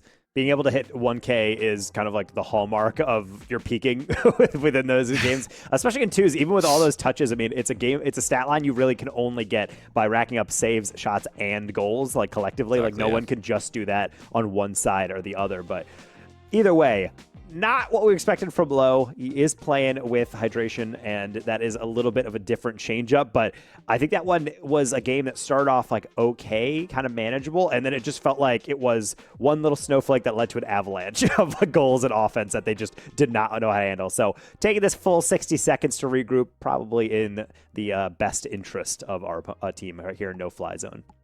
Yeah, and so honestly, again, this is, like I've said, this is the most I've seen Low-Tech really lose in a match like this. Not very common, but I imagine they're going to be just, like you mentioned, taking their full time, really figuring out and trying to diagnose what went wrong, because it really did feel like Chowder and Lights. Maybe Lights is just on a run from yesterday, but Chowder and Lights were clicking on another level. Yes, and unfortunately, this will also come to a close with Lights. I believe at this point, it might go even further, but he has a 3 event in a row in the prizing streak going, and if he does lose this game, he will be knocked out of that. You have to be able to make it to the grand finals to be able to guarantee prizing within the normal conventional bracket. So that can be a little tough, I'm sure, but hey, he's a champion for a reason. We always have seen him kind of like lose the occasional game. Can he rebound here? Then, the legacy stays alive. And at that point, I think if he's able to mount the comeback, we just need to contact Navy MWR, get like low merch that you can all purchase it, because he has a whole legacy going on here. Just generations of Navy MWR Esports special fans will be able to witness the greatness. Yeah, 20 years from now, we're going to be talking about LeBron versus Low. And who was more impactful on this scene? Who was more impactful? And then someone's going to say, well, Low Tech was just playing with plumbers. And so it's just, as it always does. Yeah, they work in the sanitation division of their military branch, unfortunately. So they were literal plumbers. But you know what? Plumbers make the world go round. So if they're making low sweat, then clearly they're just fine. But as we get into the game number 2, we're trying to ready up that lobby, make sure everyone is all hunky-dory with that, because occasionally, we will have to remake from time to time, making sure the ping is all good, since nothing is more frustrating than going for an aerial and noticing your car wobbles a little bit just because your ping has a little bit of variation. So do like admin working quick to make sure we can remake this and make sure that if we do have a winner or loser, we know it's strictly because of skill and not because of some shenanigans. We do love shenanigans, though, from time to time. But Chowder, Chowder really had a solid performance. I'm very excited to look at some of the replays for these ones. But we're just going to get into the match to see if he can keep it up coming into this game 2 after a dominant game 1 victory. It will be on Low Tech and Hydration, no fly zone, to see if they're able to mount a comeback for this second game. Well, they might just get a gift here. Okay. No, it is just a little bit wide. I was super spooked because I could not tell from that trajectory as the camera was moving around. But either way, Low trying to kind of escape their half, honestly, which is harder kind of said than done. Nice fake, though, by Cripple Hydration, as another flick will come forward. Does get bumped. He's staying with it. Might have a dunk, but still will not be able to be on target in the end. So we'll see how much No Fly Zone have made adaptations. And our etchy kickers just going to continue on their run. I imagine it's going to be a bit more of a low-scoring affair. As you can see, Hydration tries to put it on. It goes off the corner. Low Tech punishes. And do like this one coming on through from our yellow side. This is exactly what they need. Nice quick play, and also patient read by Low. Doesn't overcompensate, and it is a goal on the board for No Fly Zone. Love that name. However, sometimes you do got to fly. Sometimes you got to travel. So, by the way, shout out, explore Navy MWR's fantastic RV parks and campgrounds if you're scared of going into the no-fly zone. You can have locations around the world. Enjoy amenities like barbecue areas, laundry facilities, playgrounds, and more. As Chowder gets another goal, interrupting because he's just so excited to know that some sites even have pools, affordable cabins, cottages, townhomes, and vacation rentals are all available. You can book now at navygetaways.com. And honestly, one of these teams is going to need it if they get eliminated here, because this has been a stressful series. You need to unwind. Yeah, a little bit. But also, that shot from Chowder was actually so perfectly placed. I was kind of shocked at how well it did. Lights gonna go low, go for the flip reset, completely juke. That one even goes off the post, but somehow stays out. And FG Kickers just looks to continue that momentum from the previous game. That's an excellent catch by Lights, and unfortunately it does get away from him on the second and third touch, so gonna have to regather. Immediate dunk. Triple Hydration with no boost, no problem, because the whiff in the backfield will hand over a lead. Oh, no. Fantastic run. Oh, yeah, my goodness. Jeez. Okay. If this is the way that No Fly Zone can get back into this game and just playing really simple, just nice, grounded-based Rocket League, this might work out for them in the long term. Might is the key word, because you got to be able to lock in for another 3.5 minutes and a full game after that.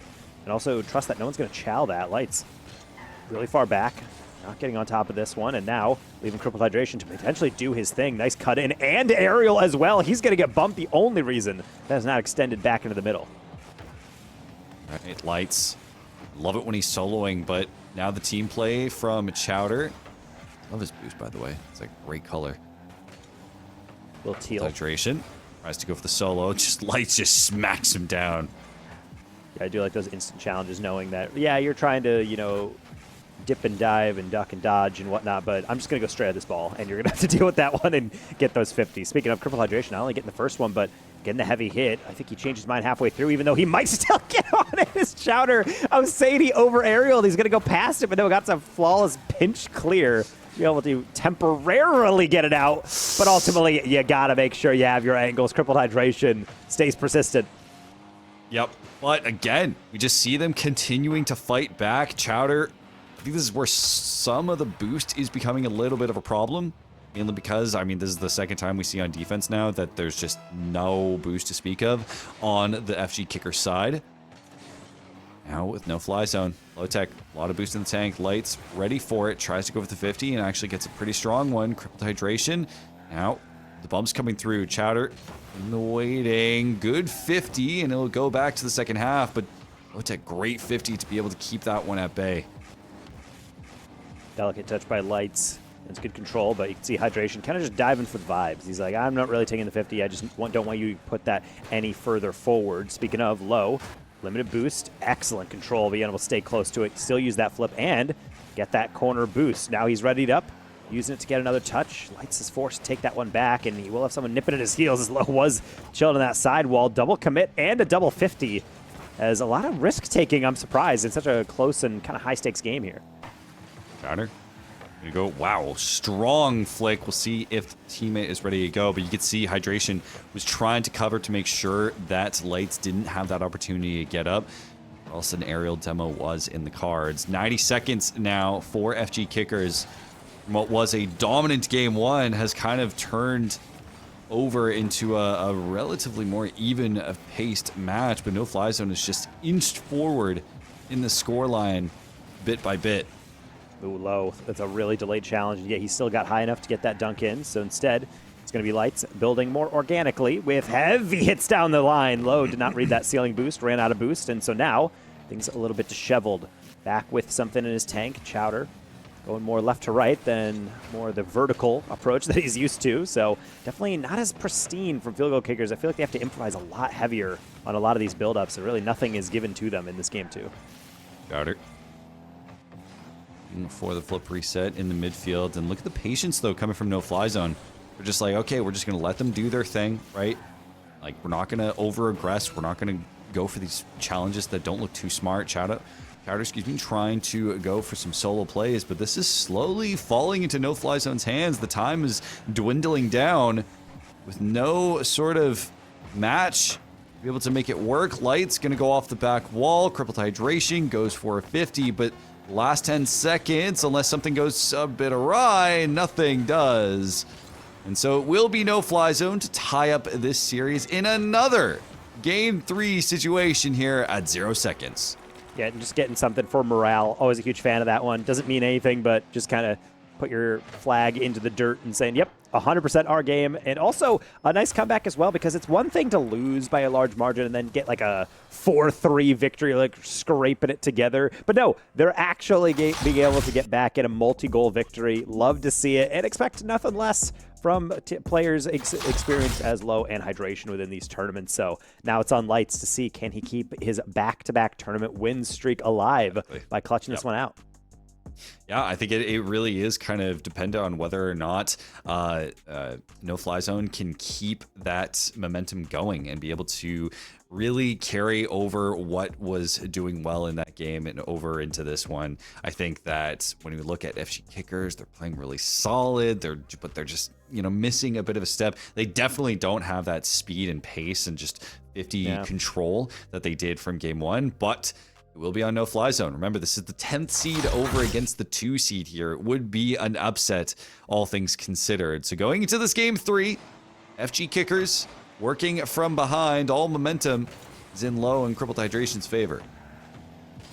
And being able to make sure all these goals are earned is nice off kickoff. No Fly Zone saw a temporary opening, and they figured, let's just explore that possibility, or maybe force our way through for 50, but not going to actually work past Chowder. Flick over one. Low tech. Can't get it around hydration. Again, just a defensive error from FG Kickers. Yeah, it's a tough one from Lights. It's an early flick, but the thing is, if you don't have the high enough read, if that early flick is not going over top of an early challenge, it sometimes just gets shoved right back in your face and it makes matters worse. You can't recover, you can't get lateral fast enough, and that might just be an open read into the net. So No fly zone, despite getting smacked around game 1. Already have a nice lead in game 3. That one is a good idea, but lack the power. Let's see if the counter can come to fruition. That's past 1. Pinch middle, and yes, Lights will just barely beat out Crippled. Clean pinch to get this over to Lights and a solid solo effort to bring it up the field from Chowder. If FG Kickers can just keep this team play going, that's super just capable, really fundamental, then it can do wonders for FG Kickers for this game.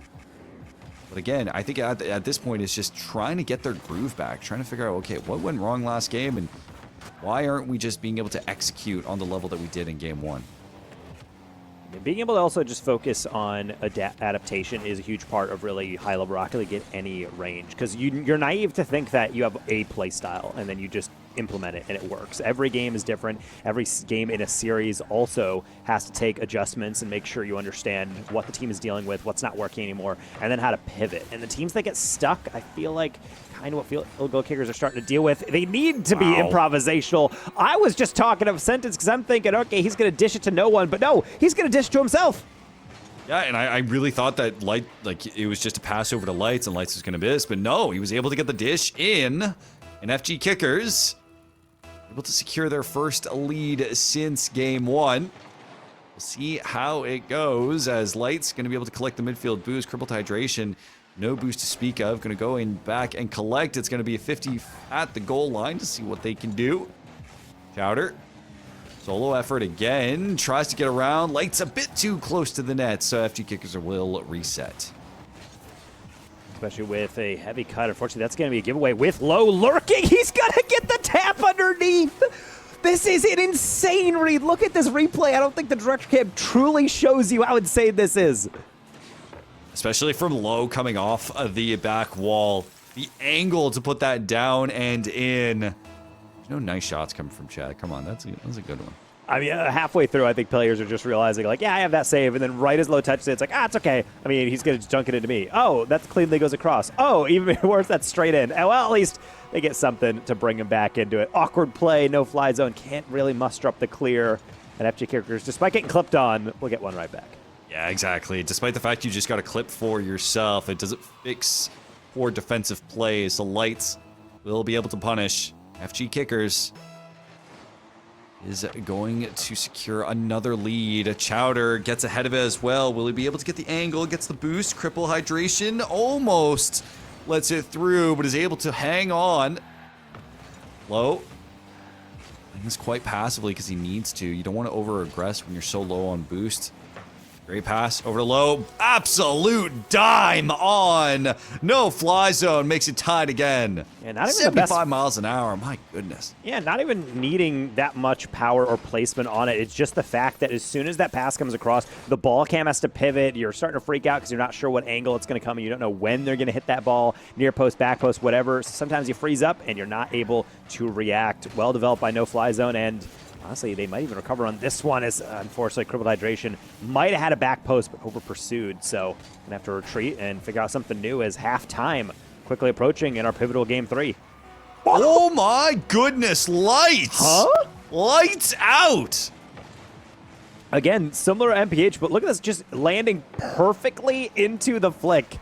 Honestly, it might have just been a single jump at the perfect time. That one was a launch. That was like a catapult. Very speedy, and we're not even at the halfway point of this game. I think we're seeing a replication of one of our previous games that we saw in our last series. We went 5-5. Could have that potential. Chowder forces Hydration to make a play for it up, but will track it. Able to steal the boost as well. What can he do with 100 boost in the tank? Thank goodness Crippled Hydration was there. I think Low was just waiting. Still, another individual effort from Lights. A good 50 coming across. Chowder's going to put it into the corner. It goes to Lights' hands. Lowtech reads it as well. He's going to be able to keep it out and keep it out of the hands of FG Kickers. As they transition, that's going to be a nice shot, but Chowder will be there. Both corners are stolen. Back post. That's a laser and well covered by Chowder. Make sure they don't immediately shoot it. Deflection into the bar and out. Another bump coming out of the rotation. Low was not ready for it. Hydration has full boost, and now they'll try again. Heavy cut, and yet Light saw it coming, and not only that, Oh, he it's open. reads it, open shot. He's going to miss it off the post. No. Another, just so much demoing and panic on both sides. And now this one's going to end up going in. The game was in their hands. You had an open net. Oh, no. I mean, this happens in 2s and 1s more often than any other mode where you make a little mistake. You're like, what's the worst that could happen? And then 10 seconds later, it's in your net. Directly due to the fact that he just couldn't quite muster up that shot. Brutal outcome on that one. But hey, still anyone's to play for, especially off these kickoffs. And also with all these demos, starting to get a very physical game. Not even all the time because of active demos. Sometimes you just run into players because you're both that close to the challenge.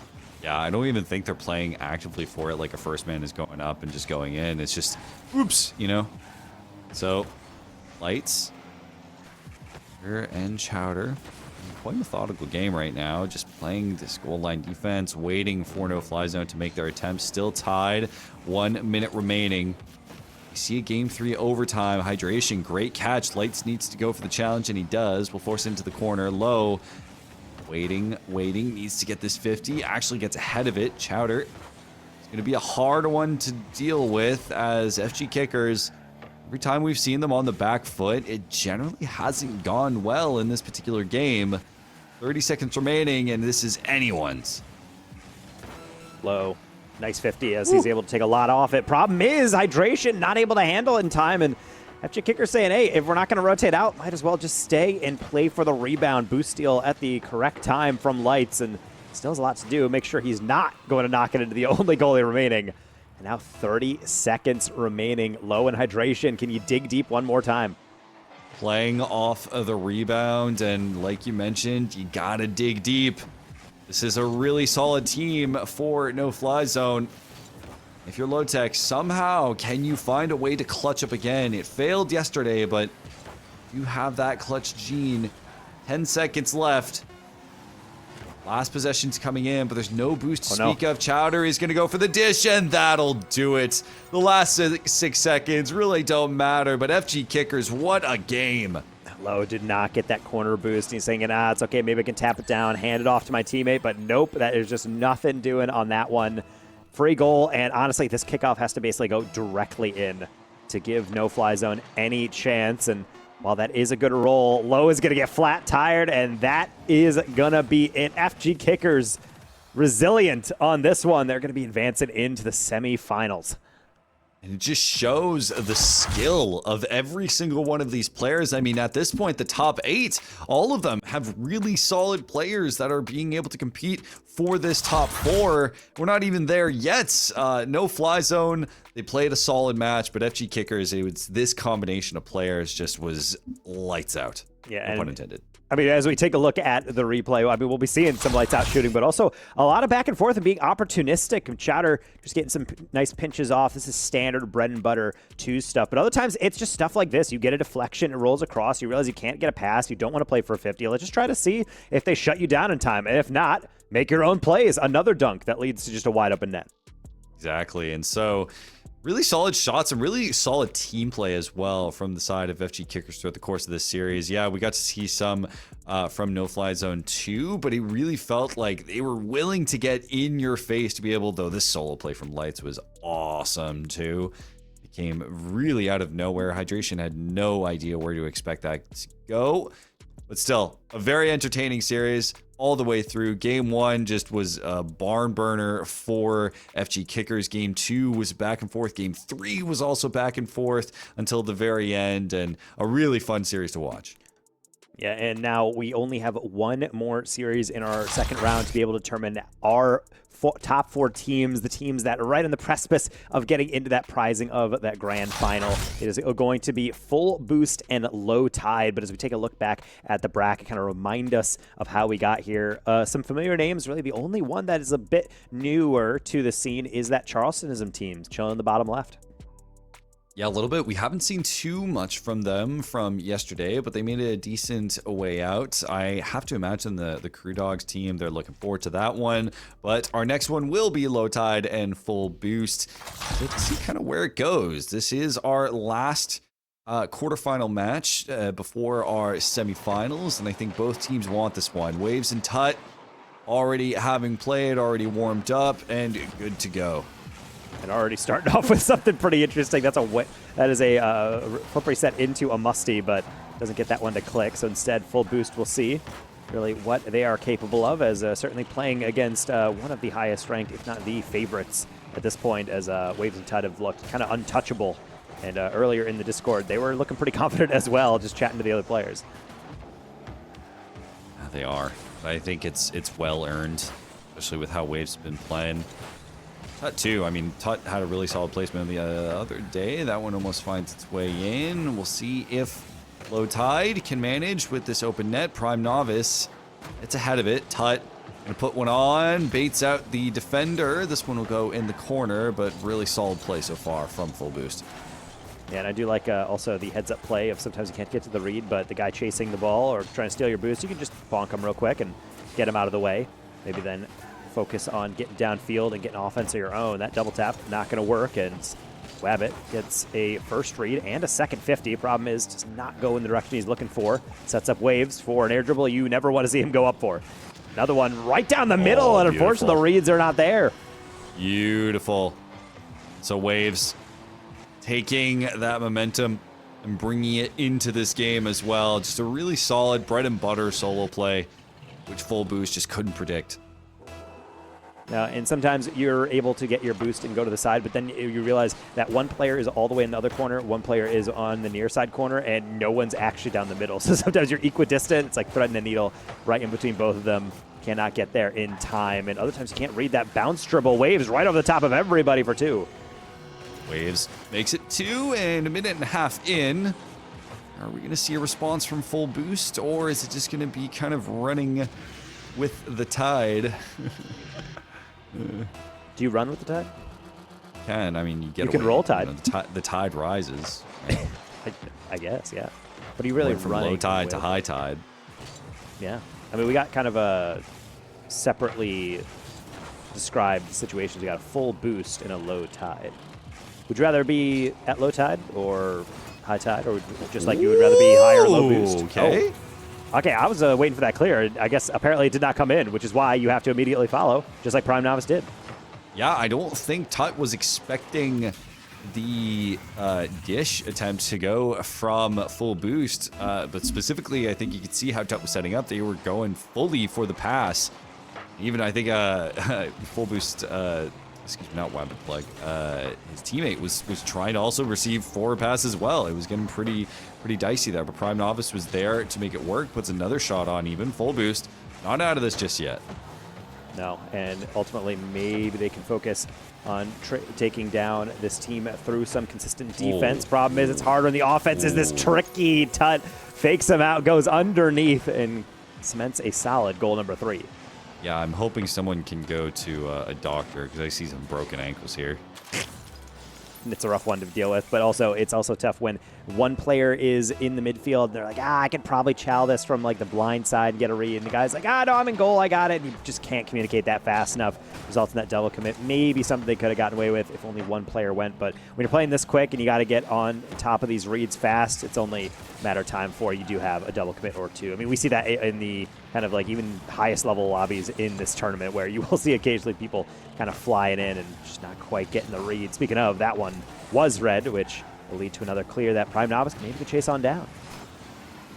See Tut try and get this 50. Actually, Waves is going to take it out of his hands. No boost to speak of, though, so Prime Novice is going to send it down all the way downfield. This could be dangerous if Tut doesn't get a proper read, and indeed he will, but Waves is going to be there as backup. Prime Novice, full tank. Tut tries to box with him for possession. Wabbit Plug solo.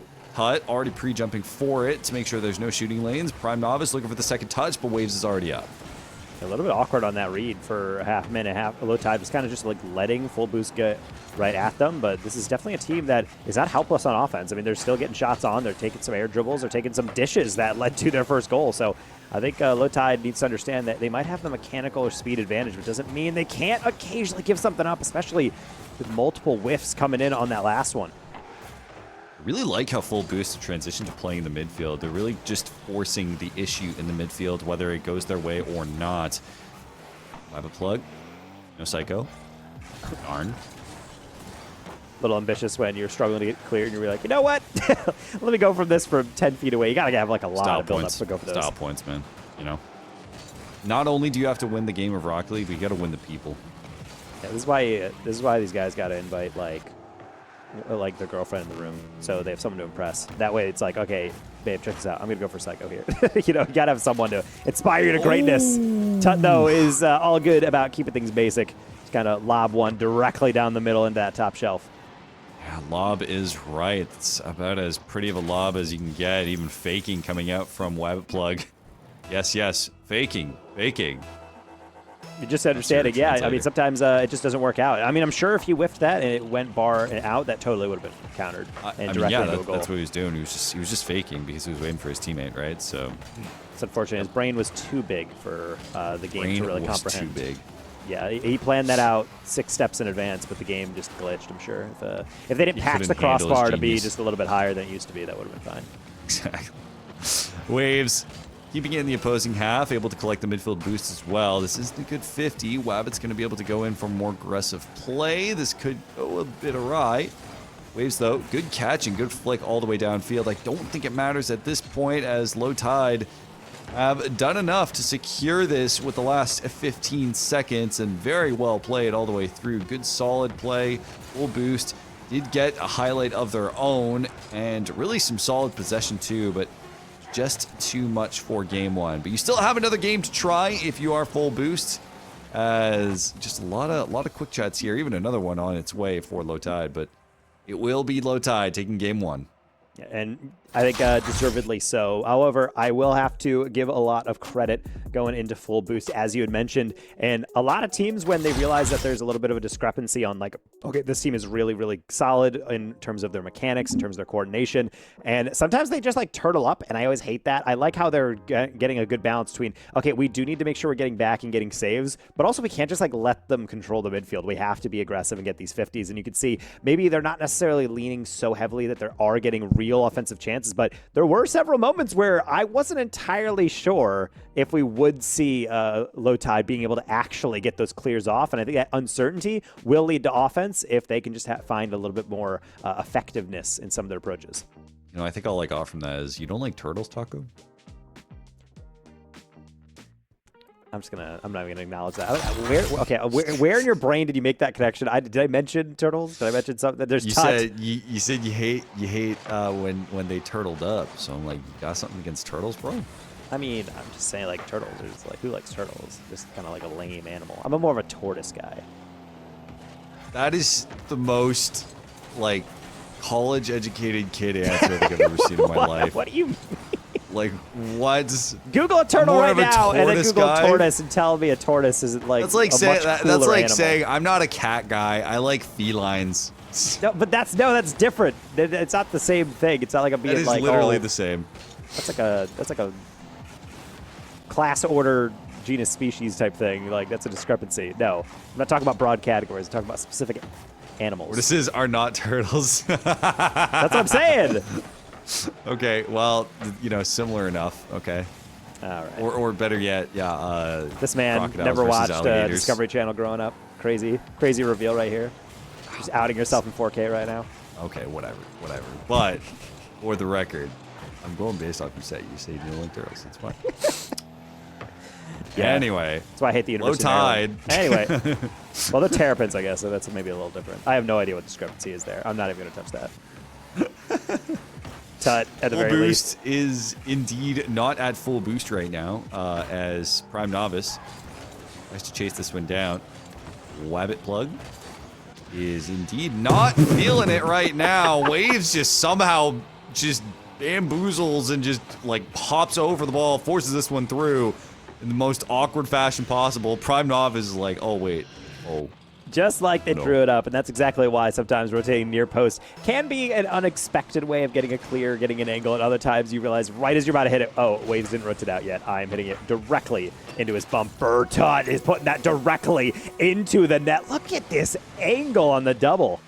I think he needed it, but fantastic double. Really, I think this is probably the best solo play of the match, as Low Tide is indeed coming in quite furious. 2-0 already. Full boost. Good demo, though, from Prime Novice to give him a bit of space. Waves is trying to get this read, and good pre-jump for it. But still, put into the yellow half. Tut chasing this one down. Musty clear. Okay. Like it. Like it. Prime Novice tries to get the flick over one. I think he rushed it just a touch, and Wabbit Plug isn't there for the receiving follow-up. Oh, but honestly, they're still playing these 50s well. I actually like that cut as well. If he had more boost, Tut was not able to respond to that one. Gets a bump, keeps things alive. Prime Novice. I don't mind it. Playing for the 50, and that actually made Waves hesitate twice. Tut said, I'm going to take that off you just so it doesn't get dunked directly into your net. Meanwhile, pre-jump by both players. And here comes the counterattack. Prime Novice, it's your time, but then he overthinks the touch or the full boost. That was the moment. That was the moment. We approach the halfway point of this game. Wabbit Plug. Put it on, but Waves just the perfect 50. I think this might be dangerous, but no, Waves doesn't get the best first touch, so Prime Novice able to get a good 50 to start, or good catch to start. Tut's gonna chase this one down as Waves comes back on the rotate, and Wabbit Plug is even taken out for good measure. Waves, a lot of boost, a lot of time as he's going for that double hard read. He's getting a bump, should be a tap in for Tut, and yet he puts it wide. Playing with his food or something. I don't really know why that's not just slammed right down the middle. No, you know what it is? It's not. It's like saying you don't like rabbits, you like hares. And Waves brings in the tide. 3-0 here for Low Tide. I just don't. I mean, are hares just not a exact name for a rabbit? It's just like a different term. Isn't hares like a slang? I'm pretty sure. Is that a hares are regionalism? different. No, I think hares are different species of rabbit. They're different animals. I don't believe that.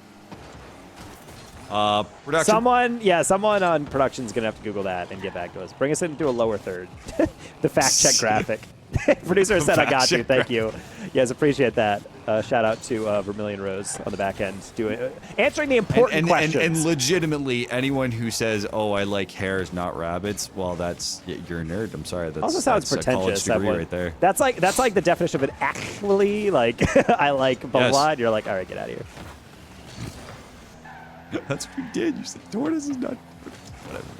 I don't know. I'm playing off your bit, but Waves is playing off these touches, and that's all that matters because he is almost getting some more goals. Full boost. They had a stratagem, I felt like, going into this game, but it turns out Low Stride is just like, what if we just play really fast? And that seems to be all they need to do. I mean, yeah, there is a certain case to be made that at times just pure outpacing and pure outskilling can just dismantle an opponent. Wabbit Plug able to keep it out, but at this point, oh my goodness, clock is winding down, and it is looking more and more dangerous as time goes on. It's got to be a tilter too. I mean, on that last one, full boost actually gets past. They flick past one. They flat tire Waves, and then Waves recovers and still gets a read off the double, so it doesn't go middle for a shot. Like, just everything they're possibly trying is just kind of getting ruined at the last possible second. Even there, just the BM touch from Waves, stealing that away, making sure full boost can barely ever get some possession.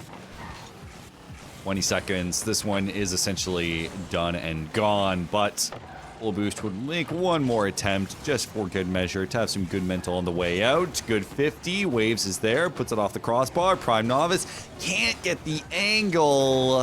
And with that, it's a Low Tide. Maybe one more play to go. Musty off the back wall. We'll see if Waves comes in. It's not it. Low Tide have worked, and they will be our final team in our top 4 for this evening. Being able to lock that one in. Love to see it from Low Tide. Exactly what you expect from a squad like that. But hey, no shutouts here. Absolutely no shutouts or clean sheets. Prime Novice getting in there again. Solid dunk. But unfortunately, a little too late on that one. Literally, no more time to secure anything but a GG's for Low Tide. He said, we got our top 4 Crew Dogs and Charleston Noses, and now field goal kickers and Low Tide. By the way, according to what I've Googled, hares and rabbits are different animals. Just saying. All right. The more you know. Yep. So, and they're both cute. Good to know. Would you ever own a rabbit? I've had friends who own them, and they are pretty cute, but also they're much larger than people remember. I think a lot of people think of them as like this, when in reality they're like this. they're like chunky.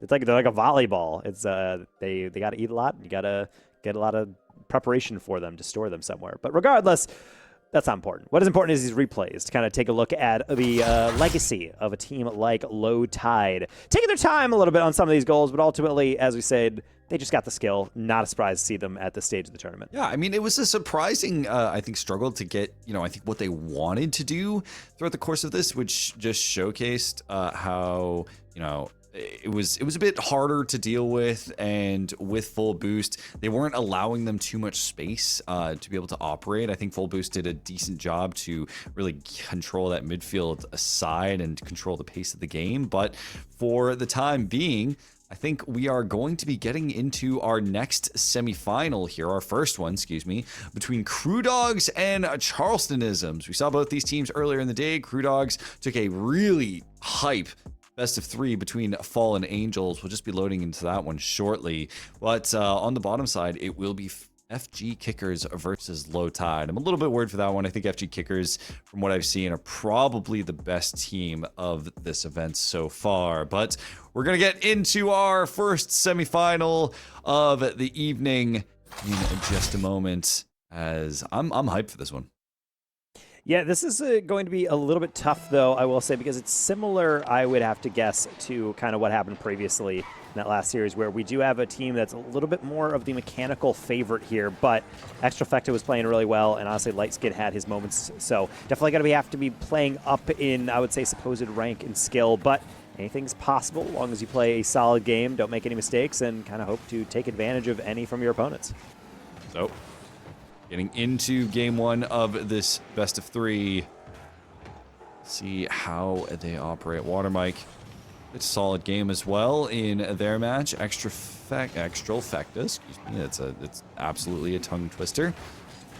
And try to have to deal with a team who can provide a lot more pressure, and with it, a lot more goals. Watermike opens this one up for Crew Dogs.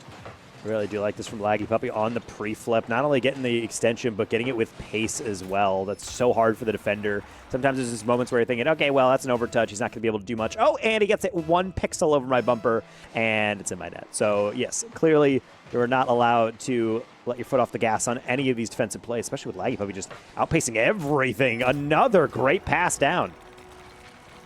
And now, as it is 2-0, is this the point where we're going to start to see Crew Dogs run away with this series, or Charlestonism's going to be able to come back? I have a feeling that if you're Charlestonisms, you don't want to make it to the top 4 just to get slapped around, but Crew Dogs are one of the favorites that we have here.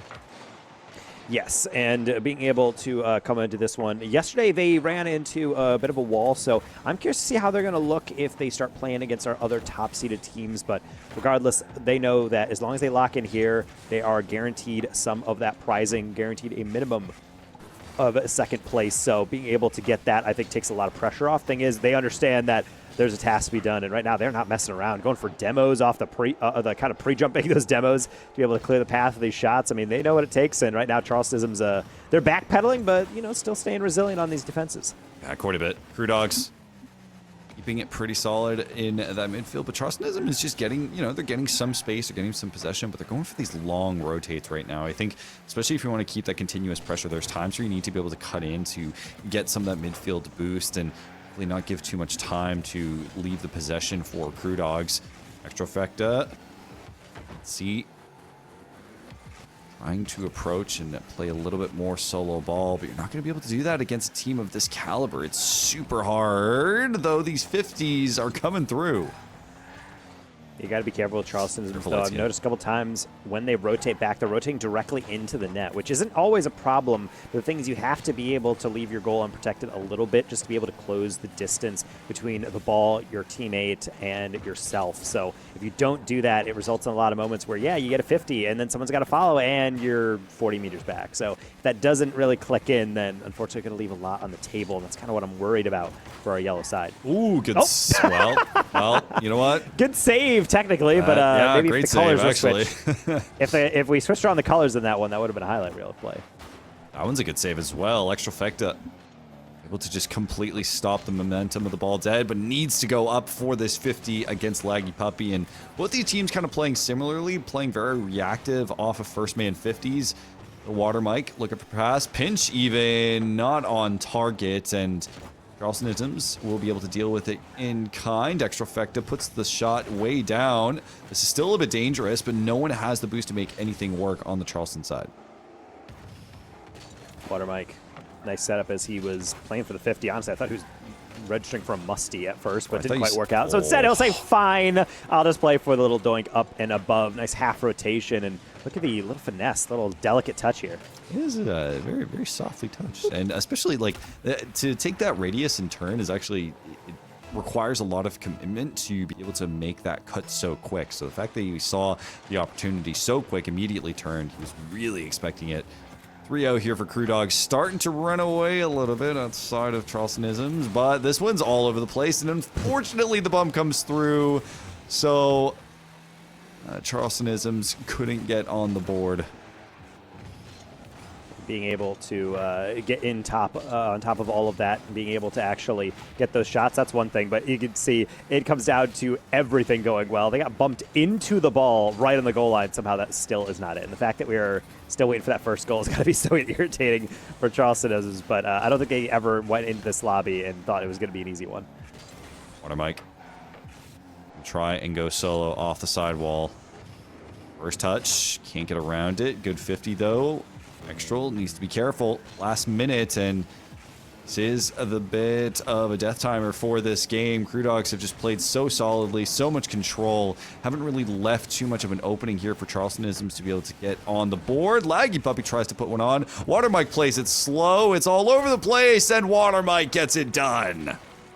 And really solidly done. And again, just showing, doing the little things well. They know someone's challenging, so you slow it down, let them swing and whiff, and then you just tap it in. It looks kind of like a mistake from Charleston's, but ultimately, that's using your advantage well. Sometimes you want to rush the play and hit it with power, but other times, you know, the defense is just going to have to jump at it, and if you let them panic, they will, and just kind of fall out of your way. So this one is essentially over, but Crew Dogs see if they can get some style to go, or maybe some Charleston-isms are able to get a momentum-based goal going for the second game. That's a bad bounce, and Water Mike reads it. Light Skin puts it up the sidewall, doesn't follow up though. Kind of gives the possession away over to Crew Dogs. I think that's just like the fundamental mistake that Charleston-ism is playing at, is unfortunately seems to be a gap in how both these teams are playing twos.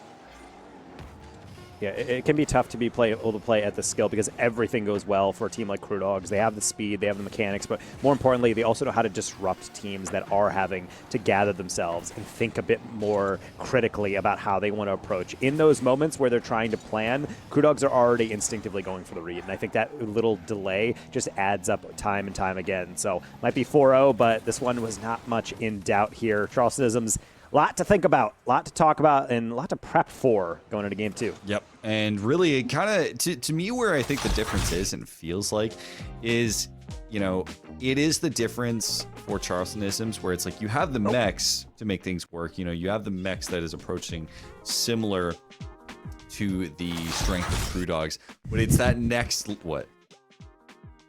Key. Oh, just try to get on my lap during that cast. I'm sorry if you heard a meow. Yeah, we got Danger Cat in here. This is one of my cats. She looks a little grumpy because she doesn't like being held during the cast, but she's been on my lap, so this is her punishment, that she gets held for a little bit on cam. Well, we got to hear her meow the other day, and you know, some limbs, but yeah, do you have something to say? Yeah, you got something to say? Okay. Nah, she's good. No. She always gets silent the moment she's on camera. She gets a little camera shy, but she was seemingly enjoying that series. She was right next to me the entire time, watching my screen. So occasionally we'll jump up on the desk and try to slap the screen when the ball gets close. So that is really? That she's yeah. She used to do that a lot as a kitten, but the problem is she's old enough now where you know, I've spent enough money on like a decent monitor, and I don't want to get toppling over because she's like with her like actual adult hand. So yeah, she gets a little restricted. I mean, I've seen so many of those clips of laptops where they just where cats will either bite it or they'll just smack it, and it just completely smashes the laptop monitor. They do have some sauce on those hands. You know, they throw hands. I mean, this is nature's like perfectly designed predator. They just got designed in the shape of a teddy bear. So unfortunately, yeah, they have a lot of power, a lot of acceleration on this one. So, but for right now, we're going to have to focus on the big boys here in these tournaments. The teams that are trying to get into the grand finals here, as they're one game down, and my goodness, they're already up here. 2 seconds in, fastest goal of the day. 2 seconds in, that is actually quite fast. Water Mike perfect 50 and a perfect cheat up from Laggy Puppy. But continuing the point, it feels like the mechs are there for Charlestonisms. They have a general idea, but it is the difference, I think, in game played is like, it's one thing to have the mechs and to be able to make it work, maybe in threes or whatever, but okay, never mind. Shut me up, light skin. Able to put one on for Charlestonisms. That's what I'm talking about. And honestly, this is a hard adjustment. He has to immediately turn around and jump and get above that to make sure it gets slotted. I mean, that's a really hard read because that is something you don't get to measure out in your mind. You just have to instinctively guess at the angle. And not only does he put that in, he puts that top corner back post. I mean, that's a crazy goal by yourself. Crewdog's not going to take that one sitting down, though. Try and answer back with a reset. Bravely challenged and knocked away. Trifecta. I think this is the point that they're trying to make, is they're trying to get a bit more aggressive with their touches and just, guys, we can't just play as passive as possible. We need to really get in there, just especially remove space away from the like Crew Dogs. It's the one way I think you can mitigate an overall team gap between twos. It's just, okay, let's just force the issue and add as much variance to the match as you possibly can.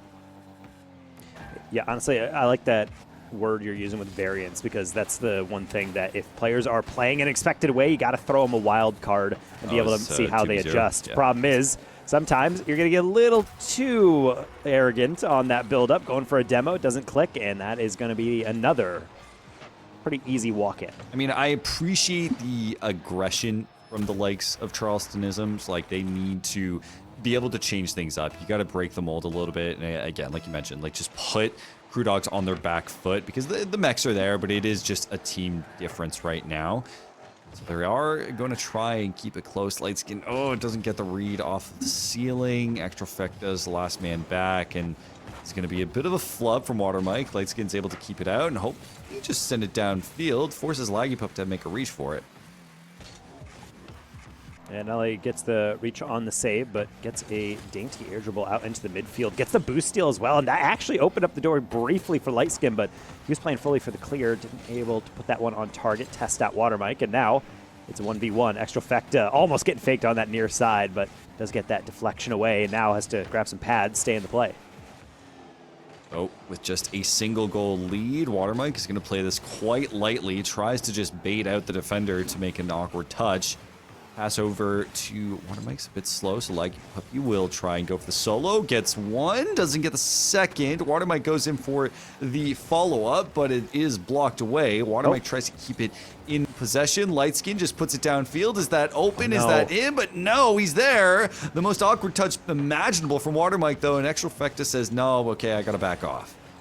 The rough thing again is because that was a huge mistake by Crew Dogs, but unfortunately Charlestonisms was so ready just grabbing pads they couldn't actually capitalize on it. However, this one is a much better shot, so making up for it, tying us up again. This is actually getting really close, much better from Charlestonisms, because they're getting the accuracy right. Specifically, Lightskin has been able to ball out in this case, and then also they're just taking advantage of the space that Crew Dogs is giving them.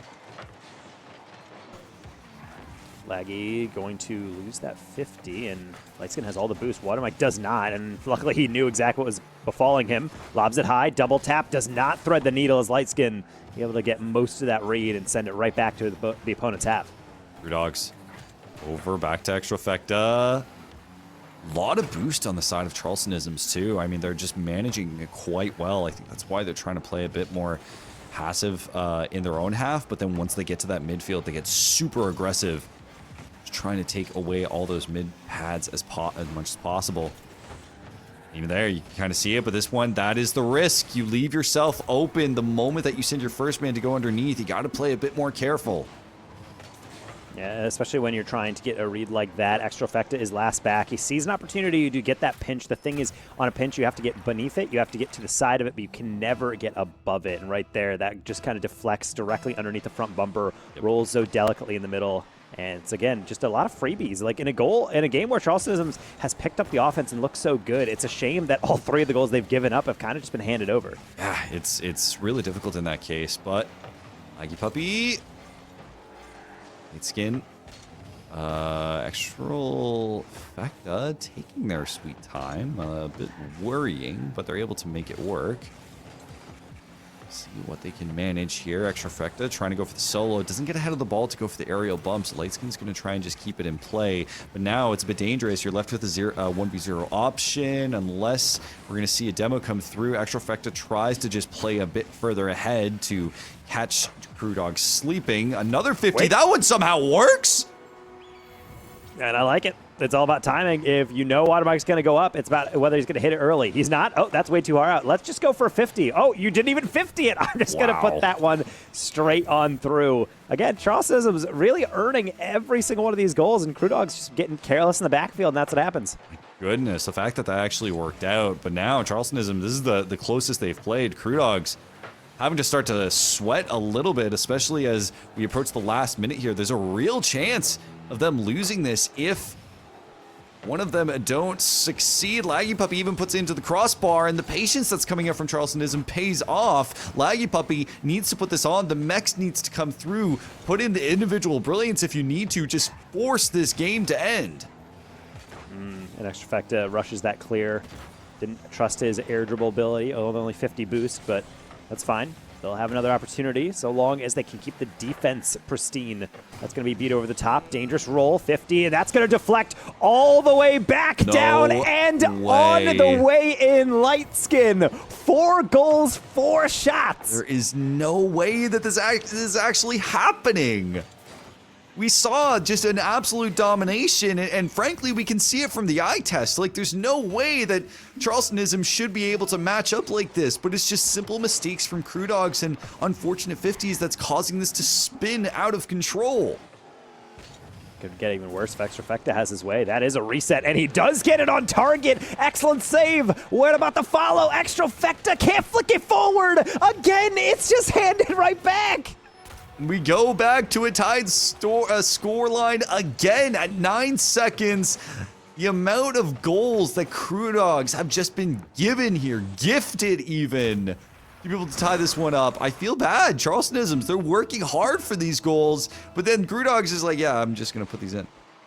That just shows how fickle everything can be. Extrafecta cuts on that last rotation, try to lob it up and over, and you think that's fine, but then immediately that 1 pixel gone is not going to work out. Final seconds.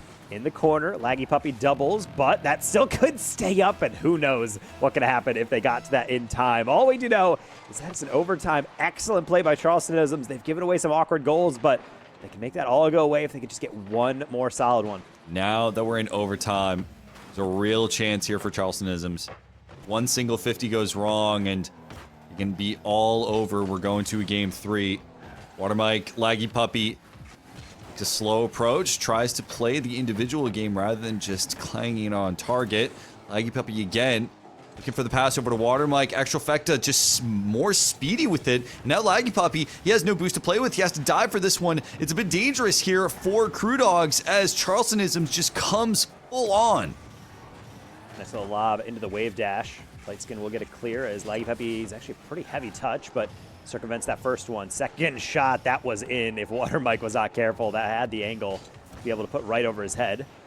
Speaking of, that's past one. Extrafecta, soft catch, and I do like the maturation of play from Charlestonism. They're not just throwing the ball away instinctively now. It's just saying, okay, let's take a little bit of touch, possess, and make them come to us, and then follow it through. Lightskin MVP, 1,100 points, all 5 goals for the dub. Just pure accuracy from Lightskin for this one. And we will be going to another game 3. Charlestonisms really showcasing themselves here and surprising everyone, especially us in the booth. Yeah, and I was just saying, I'm like, you know, it feels like a full boost situation where, like, I think Charlestonisms, they're playing pretty well, but, like, I don't know how they're going to be able to maintain things. After game 1, I'm thinking, like, yeah, it's kind of what I kind of expected. Like, they're just not really able to hang with the speed. But then in game 2, I mean, you could say maybe it was careless at times, but all of those goals are so well earned, taking good 50s, and more importantly, challenging effectively. And I think, honestly, if I'm Crewdogs, I'm a little bit kind of shell-shocked after that last one. You're like, that's a game I maybe didn't expect to guarantee a win, but definitely didn't expect to lose in that fashion. Exactly. You are completely shocked. I'm sure when we look at Crewdogs, they're like, we weren't expecting to go to game 3 for this. We weren't expecting to come anywhere close to this. We thought that it was a complete easy run, but it shows that top 4 is where the big boys play.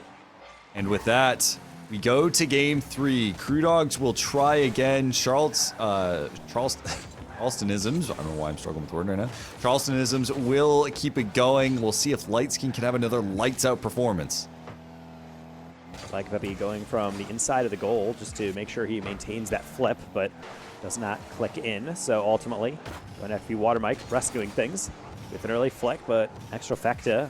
Seemingly the X factor I would normally say in our first game on stream we saw him, but it's Lightskin really the player who is making all the difference on these finishes. He's getting on top of these reads and doing it with pace. Something they're definitely going to have to focus on doing with kind of the newly educated game knowledge Crew Dogs in game 3. Exactly. So see how Water Mike approaches this. I think one thing I'm finding respectable from Charlestonisms is they're not... Oh, that's an unfortunate miss. Not the way you want to start this one.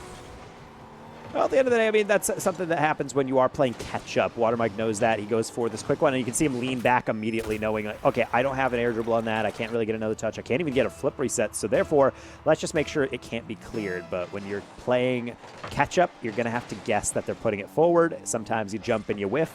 And then you get a kick off with a flip reset. I thought Lightskin might be able to wrangle that one, but unfortunately just a little bit short. So, Laggy Puppy. I can go all the way across. Extra fecta. It's a bit awkward. You don't want this to fall apart now. The second touch may be coming through, but no. The bump will. Lightskin keeps it out. Lightskin. Another banger, potentially. This is a bit awkward for Crew Dogs, but they're able to just hang on. As pass for Laggy Puppy. Just like I was mentioning, I mean, the amount of space that Charlestonisms is trying to take away, I mean, you don't see Laggy Puppy or Water Mike getting anywhere close to the goal line with these individual plays.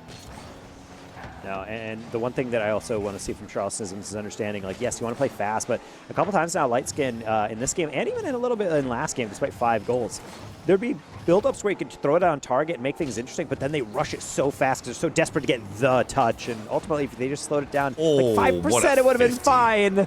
Speaking of, that's going to be another goal from a close angle. I think it was the 50, but I think it also bounced off. No, it just went in. It was just a straight-up 50. Well done. I mean, it also shows how much players focus on air dribbling and they want to hit a crazy clip. But sometimes just to guarantee a goal, you just have to take away the clear. A lot of defenders know where they want to put the ball as it's in the air, but then as it gets closer and closer, they realize, actually, I do not have an angle because he just took it away. And what a surprise, it's going to get redirected directly down and in. And sometimes it just nets itself quite well. Lightskin, if you can get ahead of it, that will be a goal. Charlestonisms is on the board. It's a tough one from Crew Dogs. I don't really agree with going for this one. Yeah, it's a pass out, but ultimately the defender's right there. You might as well just back off and play for the next attack, but maybe Crew Dogs just saw something in the rotation that they trusted and maybe overcompensated for, as Charlestonisms will get another counterattack, but that's the type of stuff that we wanted to see from them in Game 2, and they delivered. Now they just got to make sure to lock down these kickoffs. Again, no easy goals. That was almost their downfall in Game 2. So, with everything on the line in this back half of the game, Charlestonisms finally on the board. And keep it going. Just force Crew Dogs to make these mistakes. What a weight from Crew Dogs. Laggy Puppy able to put this one on. The lead is extended to 3-1. Yeah, it's a rough one. He gets bumped, but actually gets 180'd through that bump, and it actually helps his recovery. He doesn't have to half up. He doesn't really have to do anything except just hold down that boost and get that flick directly forward. Well done by him, and of course, he's the player that's kind of been leading by example throughout these past 2 days. Laggy Puppy put together a nice little highlight reel, and honestly, he'll take conventional goals if that's what it takes, and this one is exactly what I'm talking about. A little kickoff goal off the side wall and scored it in. Oh, have Charlestonisms used up their juice? Have they lost it in this case? Still plenty of time to go, and we've seen incredible comebacks before, but Crew Dogs secured this lead with relative ease just by punishing mistakes of Charlestonisms and not even relying on individual plays, but just pouncing on the mistakes. 50 comes through. A teammate in sight, so extra effect, we'll just send this downfield. Water going to drift that one back post, and I was thinking that was going to be a little bit too wide, but no, sometimes you just have to play for that first defender. You don't plan on anything else. You're saying, I'm going to go as fast as possible. Okay, I'm here quick. Let's slow it down, place it well, and honestly, I don't think you can place it much better than that. Nope. Out with this one. See just how desperate it is for Charlestonisms now. Not many can make a 4-goal comeback, mainly because it is incredibly difficult. Even harder to do so when there, clearly is just a bit of a team gap here. And that's a good 50. Extrafecta having to rush back. No boost to speak of. Everything has been committed. Lightskin going to take the back wall approach. Good defensive play here, but you have just about 90 seconds to be able to even start your journey against taking down Crew Dogs in this game 3.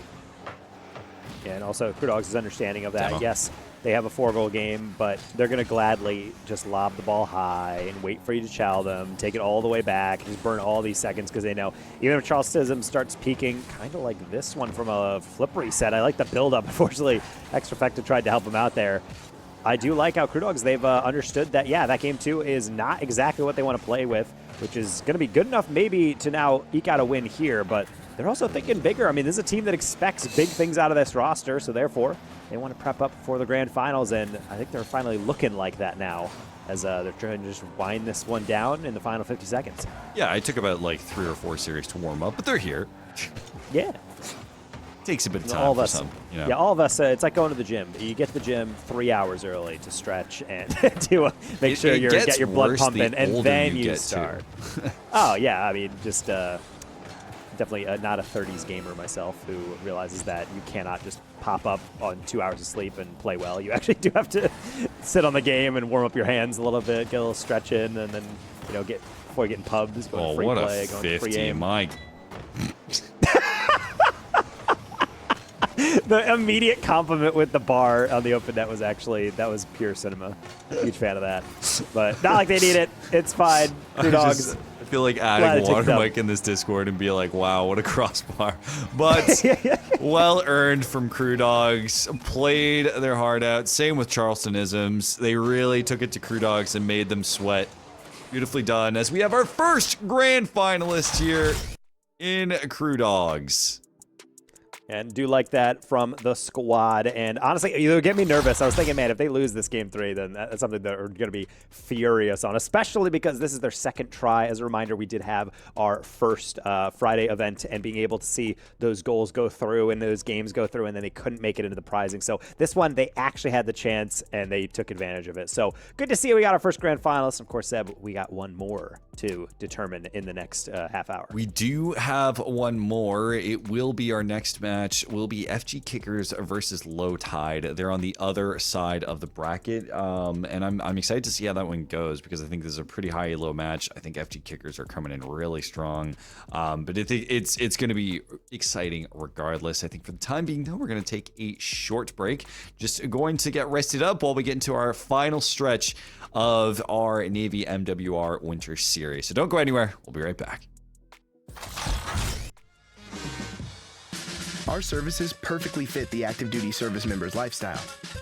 Navy MWR's mission is to deliver high-quality, customer-focused programs and services that contribute to the resiliency, readiness, and quality of life of sailors and their family members. Our MWR programs offer tons of fun, from sports and recreation, to entertainment, to dining, to lodging. It's all here. One of MWR's most important programs is fitness, which includes sports and aquatics.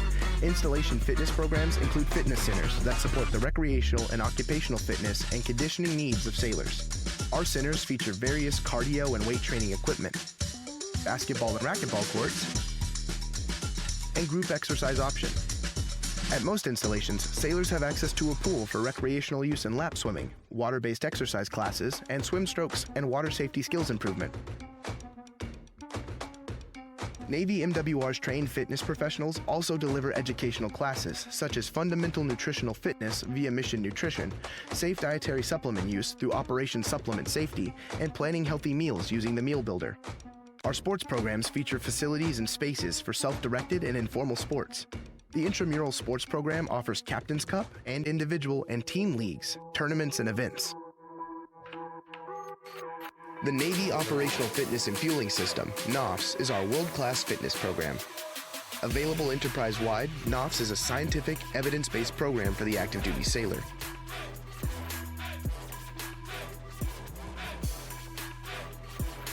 The Operational Series, Strength and Endurance Series, and Sandbag Series offer a readily available and standardized fitness program that removes the guesswork and helps sailors reach their optimal level of operational readiness. Additionally, sailors can build healthy meals using the NOFS app, an easy way to understand both what and how much to consume at each meal. The NOFS Meal Builder supports weight loss, muscle gain, and weight maintenance through recommended calories. NOFS training sessions and education are provided by certified MWR fitness professionals throughout the fleet, online at NavyFitness.org and via the NOFS mobile app. Mission Nutrition is a standardized, science-based nutrition education course conducted by certified MWR fitness professionals. The course provides sailors with information on nutrition topics and ways to improve their eating habits and overall health. Sailors who possess the athletic skills to compete above the intramural level in team or individual sports have the chance to represent the Navy at higher-level athletic competitions through the Navy Sports Program. All Navy teams participate in the DoD Sports Program and compete in the Armed Forces Sports Championships. The Navy Sports Program fields all Navy teams in bowling, cross-country, wrestling, basketball, soccer, triathlon, volleyball, softball, golf, rugby, and marathon. The Community Recreation Program engages sailors by providing recreational programs and services in outdoor recreation, discounted tickets to local attractions, leisure skills development classes, recreation equipment rentals, and more. The Liberty Program offers junior sailors a place to discover new leisure interests, use computers, play video games, watch movies, participate in local activities, and trips to explore the local area.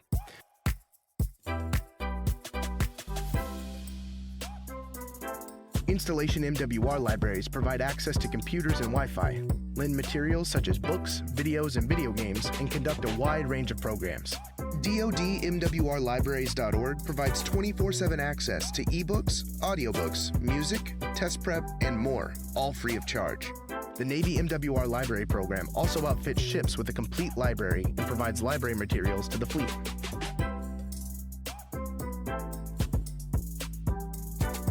Navy MWR Esports is a community recreation initiative designed to provide entertainment and recreation opportunities and provide top-quality esports competitions to the Navy community.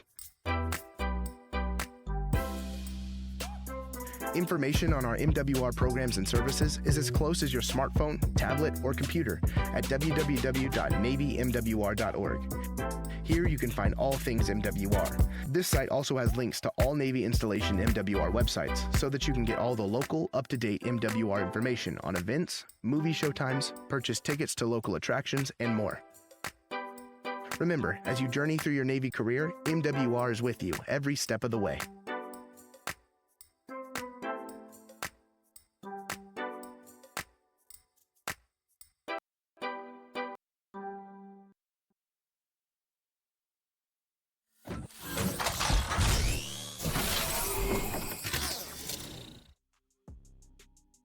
And we're back. See, Seb, we promise these people that there will be more action, and then it turns out we're not liars. We're not disgusting, filthy untruthers. We do have another semifinals between field goal kickers and low. I mean, people are hurt. You know, the public trust has been lost in the esports community, so we got to make sure we deliver on this stuff. We said, hey, there's going to be another semifinal, and what a surprise!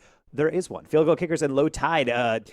Honestly, Battle of Titans that most people would expect to be the grand final, but no, this is just a chance to get there, to guarantee some prizing. Yeah, seriously, this is basically just a chance to make it to the grand finals. Both these teams filled with real stars on this end. We have Tut, we have Waves, we have our previous champion in Lights. We have Chowder as well, who's been on one today. So this is going to be a hyped match all the way through.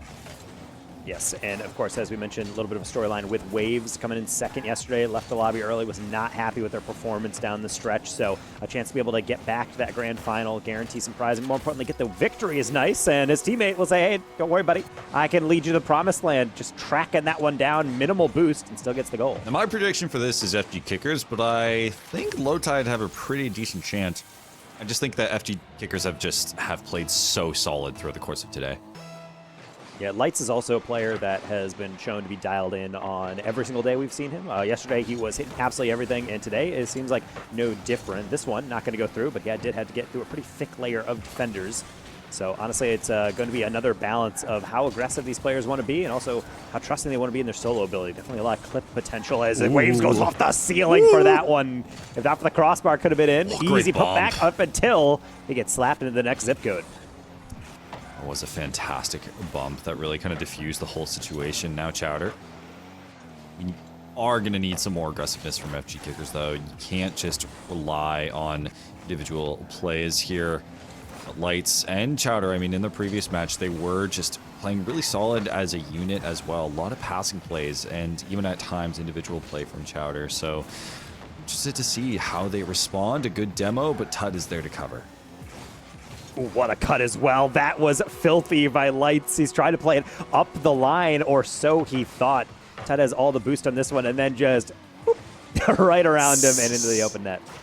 If that's what you need, dude, if this is what the requirement is just simple as stuff, then it can work out for you. FG Kicker is able to tie things up, and I think the pace of this game is going to be completely different from our previous series, and that both these teams are filled with SSL talent. They know exactly what they want to do. Like right now, Lights, he thinks about it. He's like, okay, I need to get around the defender, but I could also go for the solo. Chowder's going to go up. He has a decent amount of boost to play with. Not enough. He's going to be able to get one underneath, but the defense comes through. Lights just backs off and waits for a second opportunity. Lights. Reset, does get past one, but not the crossbar nor Tut. Chowder still keeping things alive. Waves just going to stiff arm a player out of the way because he knows he does not want that shot to come in from an angle. So really closely contested. Really every single one of these goals feels like it's going to have to come down to whoever has that read quicker, or at the very least who is going to be able to avoid the clip here. Lights trying to get it put up behind Waves. Still able to 180 just in time. Get that one away. See, just at the goal line, Low Tide managing to hold on. Waves gonna put this one real high. Sometimes I would just like it to work out, but it does anyway. Tut able to get the accuracy on off the post and in. Oh my god, this post hit right here made me think that Tut hit it scared. too wide. I was like, wow, I we're was actually thinking to cursing myself, ourselves. I'm like, buddy, that's a moment where you're just like, all right, I need to stand up, put the control down, just walk away for a second. Like, just got to refocus, because that cannot happen, especially when you're trying to take the lead. Luckily, we do not live in that reality. We live in the reality where Waves is still cooking, if not for getting maybe a little overdone on that one. He had the read and doesn't go for it. Now, do they get punished from the ceiling? Lights, soft touch, and maybe a bit too soft, because that's going to be a giveaway. Hey, man, it's okay being too soft sometimes, you know? A little gentleness never hurt anyone in Rocket League. Buddy, I don't need you to work out your relationship issues here. Right? Hey, relax, buddy. Okay, I miss my poop. Shatter, She's been gone for 3 weeks. Yeah, I know. Just that's something for someone else. I know I'm your buddy, but not here. We're professionals. As we've been definitely not talking about random nonsense like tortoises on broadcast and anime. But anyway, moving into this one, Chowder looking like he is the true professional here, although he will not get a... Yeah, I just tricked you into doing that, so, that's fair enough. Just, oh baby, bro. Chowder gotta be able to just delicately tap that one back middle, and honestly, there's been a lot of shenaniganry, it looks like right now. These teams are half flipping all over the place, they're getting weird adjustments, they're not getting these touches through the middle, and might even give it to a giveaway. That one tees up for Chowder. Near post, double tap from an angle. Chowder cooking. I get it, because it's food. Okay, well, I mean, guess, whatever. Either way, exclamation point on that one. Not an easy angle, too. That's from inside to out. So he has to hit that one from one side, gravitate to the other without going way too fast to be able to just kind of like daintily tap that one near post. Like a very difficult read, and just shows you cannot get anyone on these pitch spaces like Waves with the delayed into the fake. Filthy, but unfortunately, not only does it miss, it's going to get countered. No, give it back. Give it back. Like, I would actively not score because, my goodness, the attempt was insane. I don't even think I've ever seen that before. Like, I've seen a fake musty, but being able to use the fake to go all the way back around and then still use a front flip just to get that little tap, I mean, ooh, that would have been so beautiful. Talks down one of a kind. For sure. Frame it, put it in the Louvre. All right, now Lights. See what he can manage off the solo. Doesn't get enough speed off of the reset. Waves going to go up again. You can see Low Tide try to go for the aerial bump. Lights manages well. Tut, ain't too much. This is actually a lot speedier. I think Tut had to unexpectedly go up for it. Last 30 seconds, down to 1 goal. Chowder puts it on just a little short and bounces off the wall. Not only that, but it's going to allow Low Tide to get forward and with a lot of boost and a bump and a long shot. Honestly, would have loved to see Waves try to keep that one closer, but didn't have the angle on the bounce. Lights can put this one to bed here. Flip reset, delicately touched, landing on Tut, and yet still keeps that afloat. Chowder backing up with a musty off the catch. Tut, you're unreal. What a way to tie. What is going on? Why is it Low Tide bringing out all these mechs out of nowhere? Ew. Not even the cleanest touch, but the moment he's going for the Arsenal reset, you're thinking like, okay, well, he doesn't have the time to adjust into the actual flip, so I could probably go for that. He had the boost advantage, he had the distance and the shadow, but you can't expect the unexpected. And now they can maybe even rescue it at 0 seconds. That's an excellent pass down, but saved away. Hold on. And then Hold some. on. Chowder met by Tut, still up and above. No boost, High though. lob. Chowder, do you want to be a hero? No, he will gladly back up and allow Tut just to send this one down. Honestly, still some chance for some heroism. No, I think it's a pinch down. Chowder's like, no, there's no way. They're going to try for some kickoff stuff here, and hopefully it'll work out in their favor. Chowder, real speedy on it, just tracking, continues to track, and Chowder says, with no boost, I'll make this work. Wait, I gotta say this again, because Tut is on the inside of this one, but he shadows and doesn't expect. I mean, granted, are you going to really expect Chowder to hit that from 10 degrees of an angle? I don't think so. Why but would you? There's no reason to. No one sensible goes for that shot there.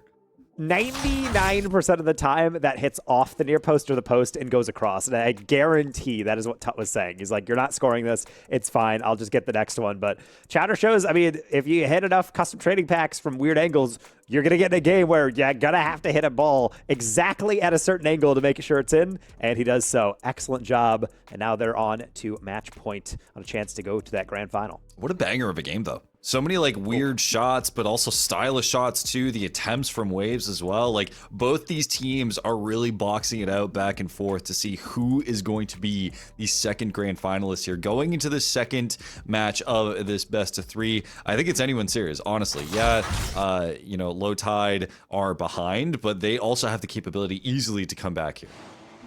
Yeah, I think the huge difficulty that they're going to have to balance in is making sure that they are razor sharp and understanding that they're not playing in the warm-up to like the good quote-unquote series. Like this is really a series that could have been the grand finals. You have to lock in every single moment. I mean, nothing's more painful than Tut hitting the clip of his life with reset into a musty for a game-tying goal, and then 10 seconds later getting given a goal off the kickoff because the other team just shoots an angle that you couldn't even fathom.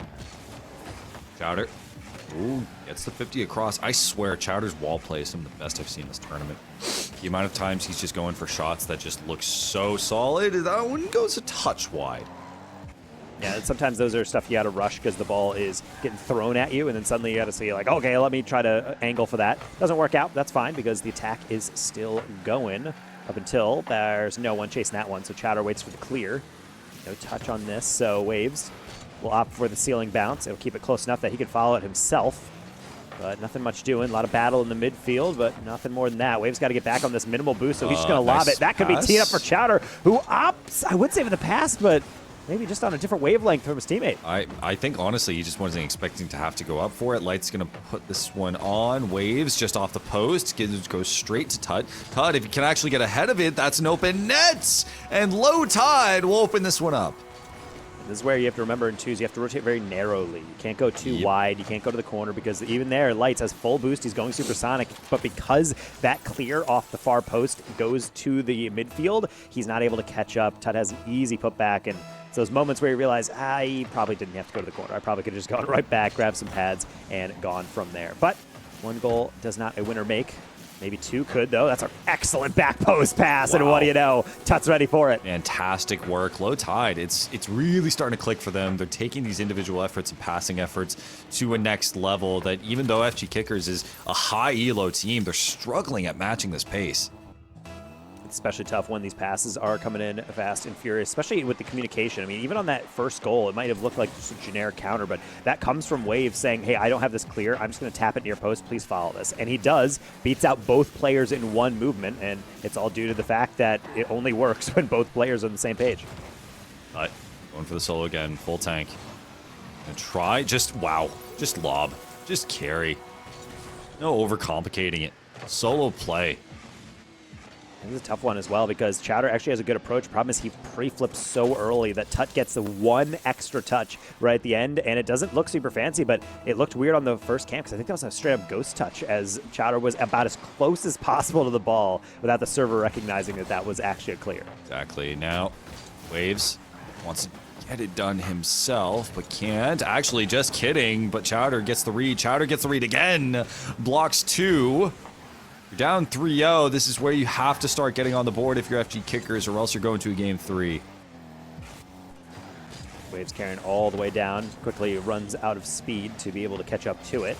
So therefore, Tut will just kind of play slow, let their team recover. Granted, someone should probably get on Lightsy with minimal boost. He's dangerous, and Tut knows it. He's going to see his opening and take advantage. Waves, quick shot, Chowder, near post and to the side. Definitely a good comeback game from Low Tide. Not happy about losing game number 1, but ever since then, I mean, they're the ones calling the shots. But it's round 1 again. He's just going to try and get the solo himself, but now look at Chowder playing the goal line defense. Lights. Go up to Waves. 2 minutes left. Lights needs to get this challenge, or else, like I just mentioned, Tut right there, he was so ready to pounce. Now, just a pass. Don't overrush this.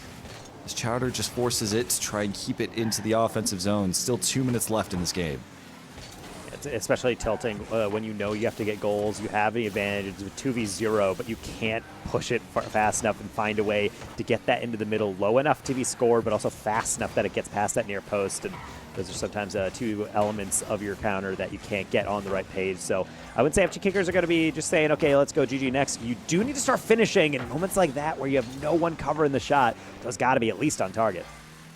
Tut and Waves both playing quite passive right now, just trying to use up as much time as possible, allow FG Kickers to just go for the aerial bump and aerial dribbles that they can. That will wind down the clock. Lights. Follow up for Chowder, but there's nothing really that's committed to it. Light's going to go down for a pass to Chowder, but it is way too far back behind him, and as I see this looks like it's going to be Low Tide who's going to be taking this game. It just doesn't feel like FG Kickers can really get off the board with any of their attempts. Like, I mean, look at how low their boost is the moment that they're coming into the yellow half.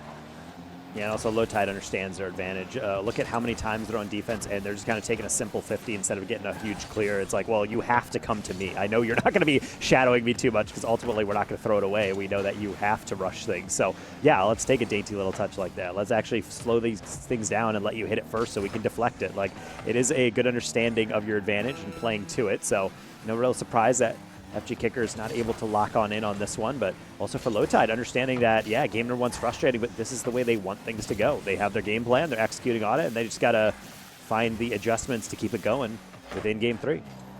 Got it. At this point, it is a formality. Low Tide will be able to force another game 3 in our bracket here. We've had a lot of them.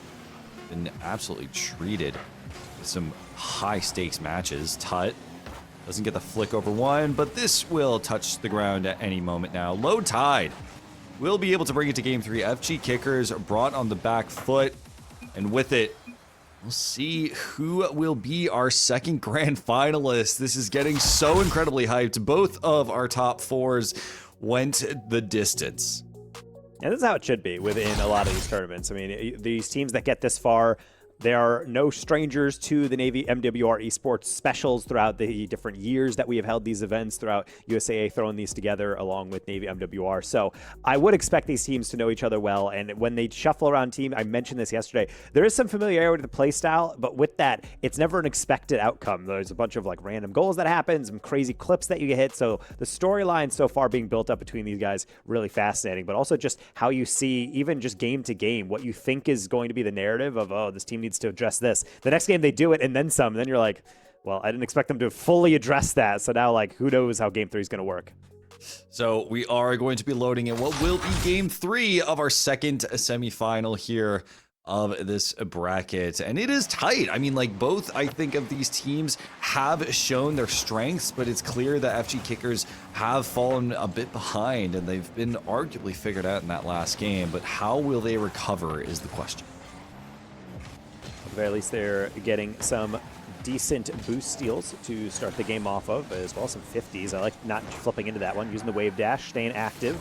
And unfortunately, going too far back to really be able to collect anything beyond that. I think you mentioned Chowder had been looking pretty mechanically clean, and I think both him and Lights are going to have to continue that one because, yes, I would like to see more teamwork, but also ultimately, if you have plenty of boost to work with, you got to make it count. You can't just be throwing it forward and letting Low Tide clear it right back. A shot on will be saved. Waves playing it quite patient. Low Tide. And just playing it, letting FG Kickers do what they do. They're not trying to force too many 50s. They're controlling where they can, but the moment that Chowder goes up, they're just like, okay, we'll 50 here, but otherwise, he's just going to have the space, maybe too much space. FG Kickers able to open this one up.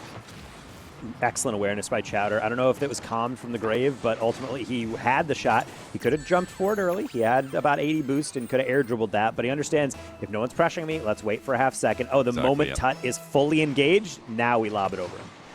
So, FG Kickers being able to recover from that goal deficit that they had in game 2. Being down 3-0, finally they got it on the board themselves, but I imagine with how this series has gone, this is going to be a close affair all the way through. And making sure that you're actually being able to take your opportunities like that definitely shows that our FG Kickers squad not rattled by game 2. They are inspired. They know they have stuff to address, and they need to make sure they are not getting demoed last-second jump to avoid waves. So good awareness on that one, and not only that, getting a pinch on through that Tut.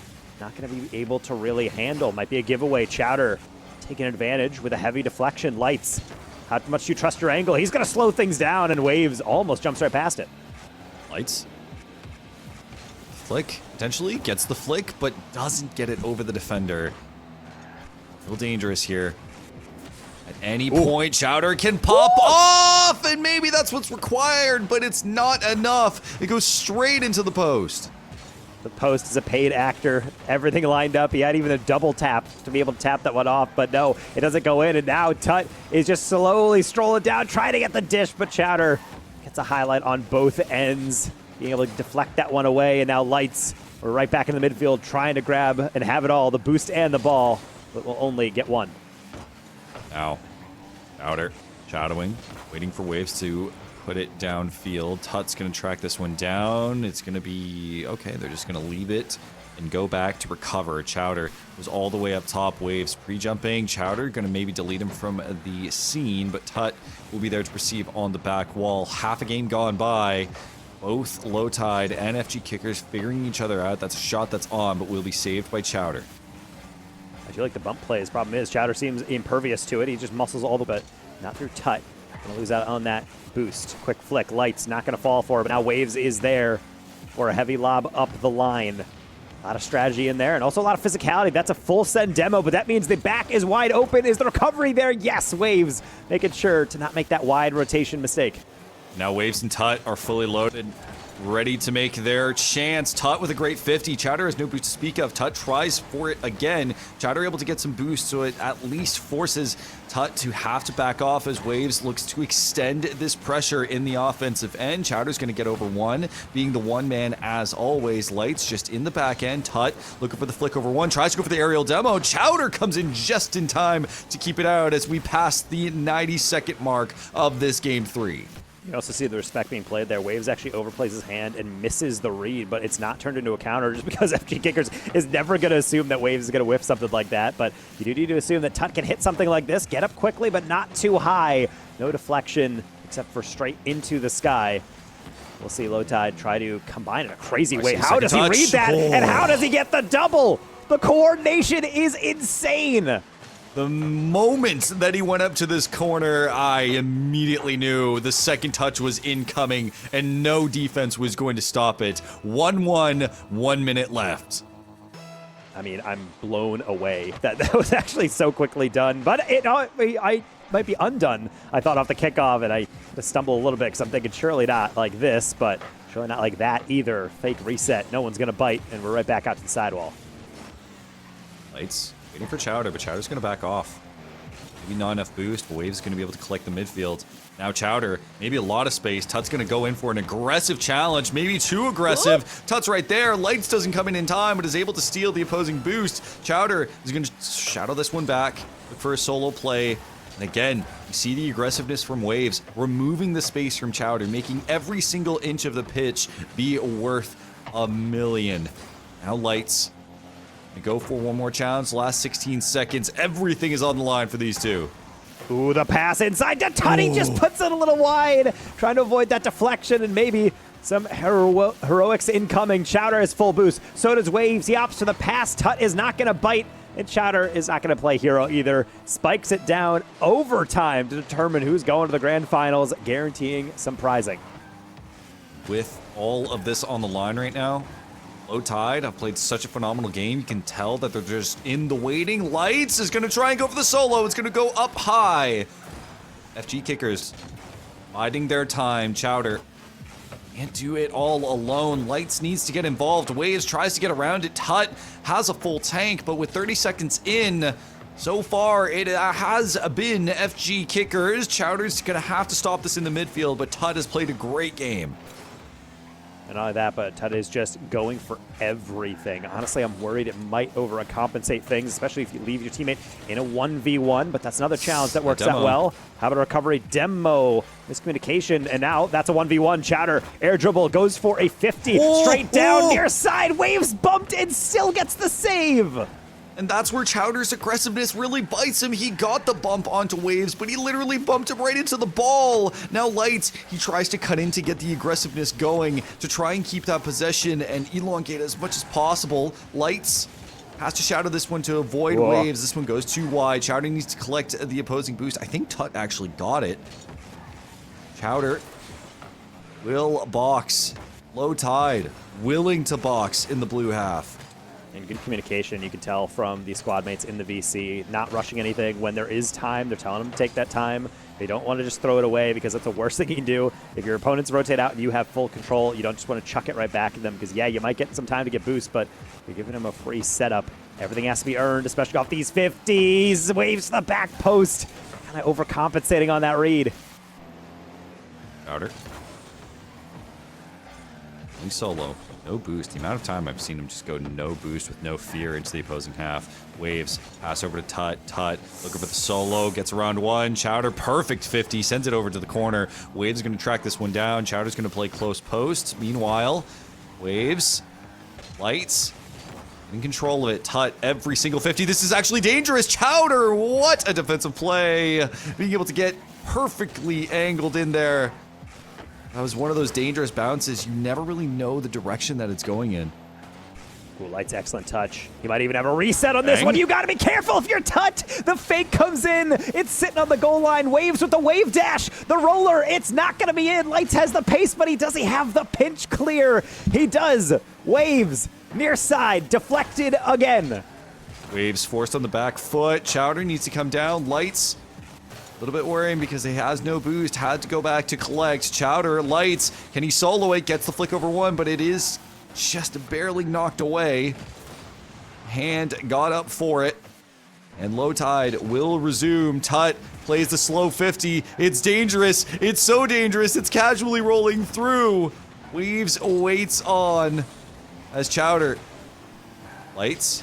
He has enough boost to make this work. Goes for the first play, set over one. Gets over Waves. FG Kickers is your second grand finalist. Lights back-to-back grand finals for himself on this weekend. And honestly, it took the full squad, though. Chowder had a lot of solo plays, and Lights didn't want to feel left out. Demo to lead the way. And in a 1v1, Lights guaranteed that he was able to be that guy. Well done to the squad, making sure they go in there, and unfortunately just not quite enough. Waves not able to go on the full redemption run. No, but Got close though, and it's showing just like the caliber of players that are coming into this is that every single match is a fight now. I mean, we saw high level, and as we could take a look at some replays here just to go over some of this match, as we saw some of these matches, even from top 8, it was getting really hard. We had a lot of players that were really solid, like Lowtech, who, you know, didn't kind of, or sorry, I think it was Lowtech, yeah, that got eliminated early, that, you know, didn't make it through. And every single match is going to be difficult. And even in top 4, there is no guarantee that you're going to make grand finals here. No, and that's the thing, is like in a best of 3 as well, it's terrifying because it's single elim. You don't have the run back. You kind of just have to immediately come out and play well, which is why I've been so happy that we've been seeing those game 3s. There has been those losses, immediate answer back. And that game 3, longest OT of the day. I mean, we'll see what happens in the grand final, but that was tense from start to finish. So many close times where you thought it might go in, and then somehow there's a miracle save, and that has to be guaranteed to play, but they choke it and they can't go through. So it really goes to show like the execution at the highest level. These players are immensely talented, but it's all about actually having it all tie together with teamwork and maybe a demo, as we see on the game series winner right there. So here is our bracket, and here is our grand final. Crew Dogs versus FG Kickers. This is going to be a banger. I still have my eye on FG Kickers. I think they played phenomenally. I actually think they played a little bit under the potential of that series. I think it was Lowtide that really kind of elevated themselves to be able to match up against them. Either way, it's going to be a very fun match to watch. I'm pretty excited for it, Taco. Yeah, and I think this is going to be also an interesting one as well, because we do see the squad of Crew Dogs. They flamed out, I have to say. Like, based on how well they were playing earlier in the weekend, aka yesterday night, they did not have the result they were probably looking for. So the fact that they were able to go through this entire bracket, get all these dubs, and be able to play now in the money, guaranteed second place minimum finish, that has to mean a lot. But the thing is, Lights and Chowder, I mean, they're just fighting tooth and nail to get in here. They're playing crazy out of their minds, and they're coming in a little bit warmer here. So we'll see if that really has the true influence. We're sticking with best of 3 for this grand final. This whole bracket is just that best of 3. So not really any warm-up into the series at all. If you're not familiar with the playstyle, you have to come out the gates swinging, and I bet both these teams are going to be doing exactly that. Exactly, right? So both of these teams, and again, with the best of 3, you don't have a ton of time for like warm up, right? You got to be able to come in as hot as possible. And we kind of saw that the other day where, you know, the team that ended up having a bit of a break on the upper side of the bracket ended up, you know, unfortunately getting a bit iced out. It is more difficult to kind of get into the swing of things. And so we'll see if Crew Dogs went through the same thing, but they also had to play a best of 3. So they might just be coming in hot as well. Both of these teams are coming in from pretty tight-knit series throughout the course of this bracket. A lot of best of 3s we've actually had throughout the course of this bracket. Actually, I would like to count them in a moment. We had 1, 2, 3, 4, and all of them basically included our top 4 finalists that we have here, and then eventually our grand finalists, who Crew Dogs have played 2 in a row, and FG Kickers have also played 2 in a row. So it hasn't been an easy run for these teams. No, and as we get them in the lobby, I mean, this is the main thing that we talk about with a lot of these squads, is like the bracket fatigue. The saying is that these brackets aren't immensely long, but you notice, yes, some players are like, oh, no, that's where you're like at your peak, where you're played like a couple hours. But other times that's where you've already kind of like burned through mentally, especially when you're trying to hard grind out these 10 series. Sometimes you know, your snack or your lunch you had earlier, you're already done with that. Your body already burned through all that. So you're kind of in the reserve. If you're not careful, definitely make some mental mistakes, or maybe you just fade a little bit down the stretch. And the worst time for that all to happen is in the grand final. So hopefully with these players kind of coming into this final match, we'll be able to see them at their absolute peak. And if anything is an indication based on yesterday, I think that will be the case. So here it is, our grand final for the Navy MWR Winter Series, our final one for the matter, but it will be Crew Dogs versus FG Kickers in a best of 3. Lights already having to make a dive for it, and as we get going into the next 5 minutes, both these teams playing for pride, gift card, and a ton of fun. And that will be an opening for Chowder, just completely over the defense. Yeah, Watermike and Laggy Puppy, unfortunately, they are one of those situations where you're in a V, where you're both kind of equidistant from the ball. So you're saying, we can both, either one of us can get it. You both decide at the same time, and Chowder looks up and says, oh, well, actually, if you're both going to go, I'm just going to lob it over both of you. Okay, you're saying water mic. Oh, this is Chowder. Can't get the angle. You're saying water mic, but I keep on hearing Wonder mic. I mean, I'm thinking the same thing. It's a player we've known in the scene for a while, so every once in a while you'll hear that water window, water. I gotta enunciate more. They say upstate New York doesn't have an accent, but in reality, it's just slurring your words together. So that no one vowels don't mean doesn't anything. have an accent. That's not true, man. No, but they're saying like, oh, it's not distinctive. I'm like, well, I just mumble a lot through my words because we have too many long town names that you just kind of go, just kind of vomit out real quick. Yeah, but do you have town names like the Welsh? This is just an open net. Chowder's gonna have to play this carefully. He does, but 50 comes through for water mic. And even beyond that, being able to carry that one and not going to reset, but I like the deflection and thought might have been able to follow that one through, but tried to go for the bumper on the different player. Laggy Puppy so patiently waiting for that air dribble to come to a conclusion as the possession will not change over quite yet, but in fact, they will be able to get enough boost and maybe a carry. That's actually a really good first touch, and the 50 as well. The crossbar says no. Laggy Puppy will not be denied. And honestly, great response on Laggy Puppy. I think a lot of players would be thrown off by that really awkward bounce down, but he positioned it for it perfectly. Yeah, even pre-flipped for it. Beautifully done. Are back to a tie game. Crew Dogs wanting to take it to FG Kickers. I've played highly mechanical teams before, especially a Laggy Puppy. If it is Lemon Puppy, I'm just going to keep saying if it is Lemon Puppy. I still don't know, but, we'll find out. Lights doesn't get the second touch they wanted. Chowder just as aggressive as ever. This waterfall's down. Could have went for the bump, but I think it was a bit too late. Oh, there you go. There's the bump. Lights able to put it on for FG Kickers for the 2-1. Casual coming in from Light, just waiting so patiently, saying, okay, that near post looks like it's open. I'm going to wait for that opportunity and just slap that one through. Fortunately, Crew Dogs understanding very quickly that they cannot have any errant clears. You need to be able to get on top of all of them. Otherwise, it's just kind of taking candy from a baby, which is not something you want to see, especially off the kickoff.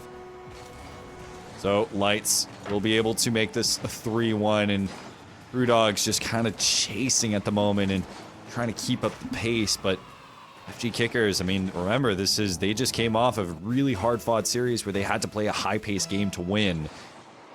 Oh, 3-10. Not impossible. Yeah, it's Water Mike, puts it on, but Lights beats him to the punch. Chowder, a phenomenal player he's been throughout the course of this bracket. Really different from what we saw yesterday. And especially something that maybe we can see capitalizes on and also gets another clip. That's a good adjustment. Last second, Laggy Puppy was able to readjust, get that save away, and now takes it down the sideline. Fortunately, with none of the boost, Chowder and Lights working together didn't deprive him of anything to put in the tank. Chowder. Try and chase this one down. I really love how Chowder plays as a first man. It's just really entertaining to watch because there's no filter. He's just, all right, I'm going in. Water Mike having to die for this one. Chowder backs off. Here again. Put this one and keep the possession alive. Maybe demo Water Mike for good measure. He does steal the boost, so Lights can turn on it. I think he will. Laggy Puppy recognizes this and has to dive in just to make sure that you don't have two full boost players approaching their opposing half. Did you hear that bang? I heard something. Yeah, there was a bang. It is very cold here, so my building has been just exploding, essentially, because the building readjusts to the temperature. Yeah, sometimes older buildings will do that. My building is entirely concrete, so if I hear a bang, I'm going to be pretty spooked because there's no metal except for that rebar hidden a couple of feet deep, so hopefully that's not being affected. Lights. Try and play off the sidewall, but thus far it's just kind of been bread and butter here for FG Kickers. They've had possession for most of the time, but just as I say that, Water Mike shuts me up, makes the lead reduced to 1 with 90 seconds remaining. One of those plays that execution-wise, it has to go exactly the way it did. If he shoots that anywhere even closer to the left, that's probably going to get deflected or saved away. So it's those moments where you kind of flash back to custom training, like, oh, right, this is the stuff I have had to practice for a while. You got to put it into the back post. And he does. And now, something a bit more fun, experimental. How about the slow catch into the flick? Water Mike. Filthy. And only 7 seconds after the previous goal, Water Mike taking the matter into his own hands. Beautiful way to just get underneath it as well. I think most was expecting maybe another bounce or even a straight shot, but taking it pretty low, and the delay forces a slow response from FG Kickers at the goal line. Chowder gets a boost. Gonna go for it. Always goes for these side shots. Goes for the ceiling, but doesn't get much from it. Uh-oh. Now this one is just completely open again. A complete collapse here. That's what I'm talking about. Sometimes you get a little too cocky on that angle. Laggy Puppy with the wave dash, and honestly, that little burst of speed, I think Lights was not prepared for. And so because of that, he dives in, gets beat, doesn't get a demo, and then it's just the easiest of tap-ins for Laggy Puppy. A nice comeback here is Local Kickers got kind of like an awkward goal in the beginning, and then past that, who knows really their confidence levels, but now they're seeing it slowly slip away. Water Mike. Put this one high, then low again. Mike just trying to play these individual plays quite strongly. Chowder, this is just in, just ahead of the rotation. Catches them sleeping. Yeah, these are always just good poacher's goals where you're looking up and you realize, Laggy Puppy, he's technically shadowing, but he's not actually going toward the goal. He's trying to stay on the near post because he's expecting an extra 1 or 2 touches from Chowder to set up a flick. But other times, you notice the ball's moving fast enough, you're moving fast enough. If I just hit this, it will roll past them. Let's just make sure that is on the back post. Right back to a level scoreline. Exactly the type of game one I'm looking for out of a grand final. Lights. Double commit over that one, but Chowder playing it patiently. Lights going to follow up on this one. Great bump as well. Actually, that might leave it open for Lights to challenge as Water Mike has to play further back. Flick over one, but Laggy Puppy gets a hand on it. 30 seconds. Anyone's game, realistically. Lights puts this on, and I felt like Chowder was just baiting for potential dodges from the likes of Crew Dogs. Lights will go up for it, looking for the solo play. Goes underneath, but not close enough. Chowder somehow responds to that clang off the post. With the last 10 seconds, anyone is game for this one. Water Mike tries to go for the solo, gets a good 50 out of it. Chowder has to force it through.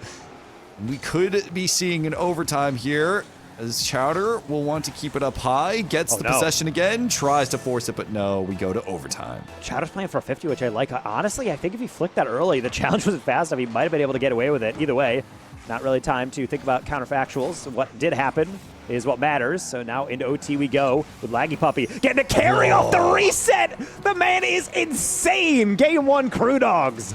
Somehow pulling out the individual mechs at the most clutch of times. My goodness. Man, and you can see, like, even at this rank, Chowder knows, okay, yeah, you're pre-flipping that, you might have a reset. Okay, you have a reset, but how much boost can you possibly have? And he still keeps going. That's why you see him backing off.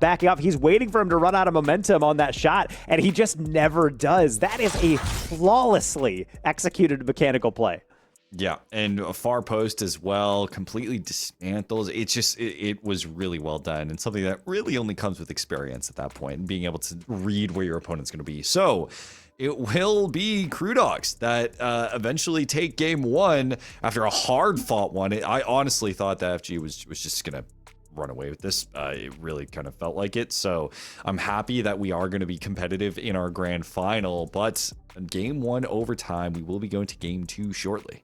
And I think this is going to be a tough pill to swallow, especially when it comes from the side of FG Kickers, because they did get that early goal, but also a lot of momentum. I would say in the first minute and a half felt like it was just really going to be, okay, yeah, they're getting better pacing, they're getting good bumps, they're getting good boost steals, keeping possession. But then over time, Crew Dogs were just being experimental, getting good touches, good recoveries, and slowly were able to etch out a way to keep in that game. And, you know, it might be a scrappy victory in OT, but the mechanics are there. Obviously, the skill and coordination are as well. So the FG Kickers definitely going to take nothing for granted in this remaining potentially only 5 minutes in their tournament life if they're not careful. Oh, no. That's an unfortunate start. I got to wonder really what the issue was here, because Watermite gets his touch, but honestly, he was trying to get such a light touch, but honestly, I don't even think he needed to go for that. Chowder's backing off. He could have just probably taken his time, but hey, that's what happens. A play where if you get a good touch on it, there's not really a reward. But if you miss it, there is a massive risk. I think it might have been because he was trying to play it in a way where he could get first touch, but also not just straight up hand it to whoever was going off the wall. That one is also very close. Off the post. Chowdered. Great save from Laggy Puppy. Trying to just will his team across the line. Light's going to go for the solo play. Watermike doesn't have any boost to work with. FG Kickers goes up 2-0.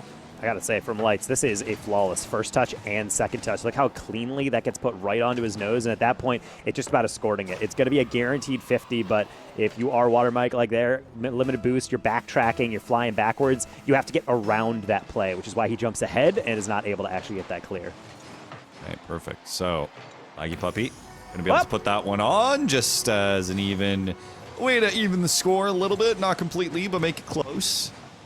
Yeah, I've seen this story before. You know, early goals from FG kickers. Then Crewdogs is like, all right, well, we have our answer here. Nice little kickoff. But also, you know, a more difficult shot that some people make it. You cheat up, you use a little too much boost, and then you realize it's an open net as long as you can get to it, but then you can't generate the power.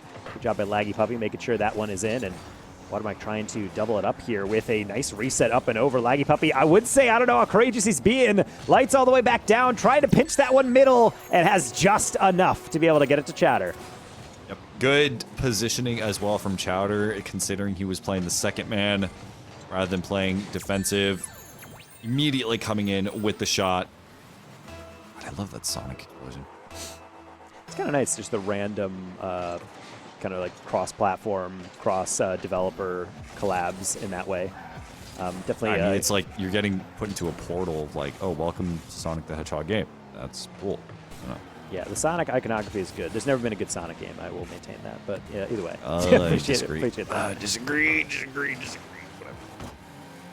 Crewdogs definitely also trying to make sure that there is a good Crewdogs series here. Not wanting to slow this one down and lose that. See, it doesn't work if you compliment it mid-thing. Just keep it going. No, because that's me being sarcastic because your opinion's bad.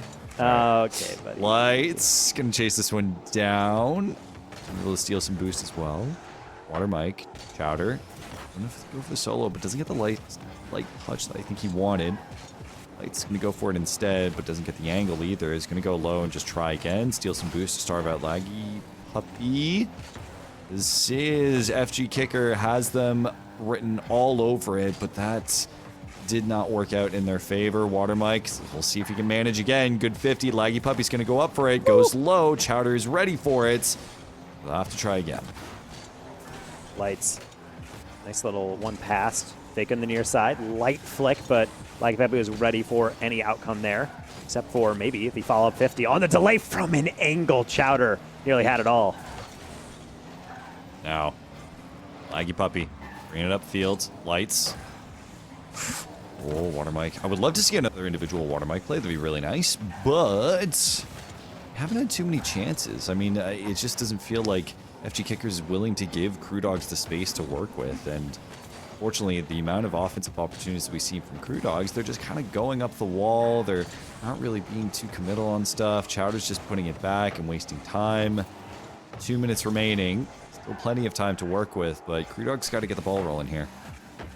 Yeah, being able to get all these touches away is all well and good, but the thing is with Crewdogs is it's the transition, I feel like. They're getting the initial saves and clears, but if you can't actually convert that into anything, it doesn't matter, especially when you got zero boost, and Lights knows it. Yep, that one is unfortunate. I'm made of clay. I will say, reading that and then seeing his car nose just go straight into the ground was really I mean, sometimes you're just not really sure how that works out. Also, sometimes you get touched and you just get demoed. There's been plenty of times where the angle doesn't seem like it lines up and you're just getting blown apart. So maybe like if he doesn't like how fragile his car feels, or at the very least, doesn't like how immobile his hands feel right now. You got to be razor sharp to complete with FG Kickers here. Losing game number 1, but they're back and doing some business here in game number 2. Yeah, they really are kind of in their comfort zone right now. I mean, this just reminds me of the previous series of when they were winning games. Really did feel like there was just no space to breathe on the defensive end. Chowder doing what he can with the ball to waste time. Laggy Puppy able to get the flick over one. Not going to be able to get the demo, but Lights is put out of position. Maybe a demo on Chowder if Laggy Puppy can get to it in time, but Water Mike has to use enough boost to just prevent anything on the defensive end. Last minute. Gotta get going here unless we are going to a game 3.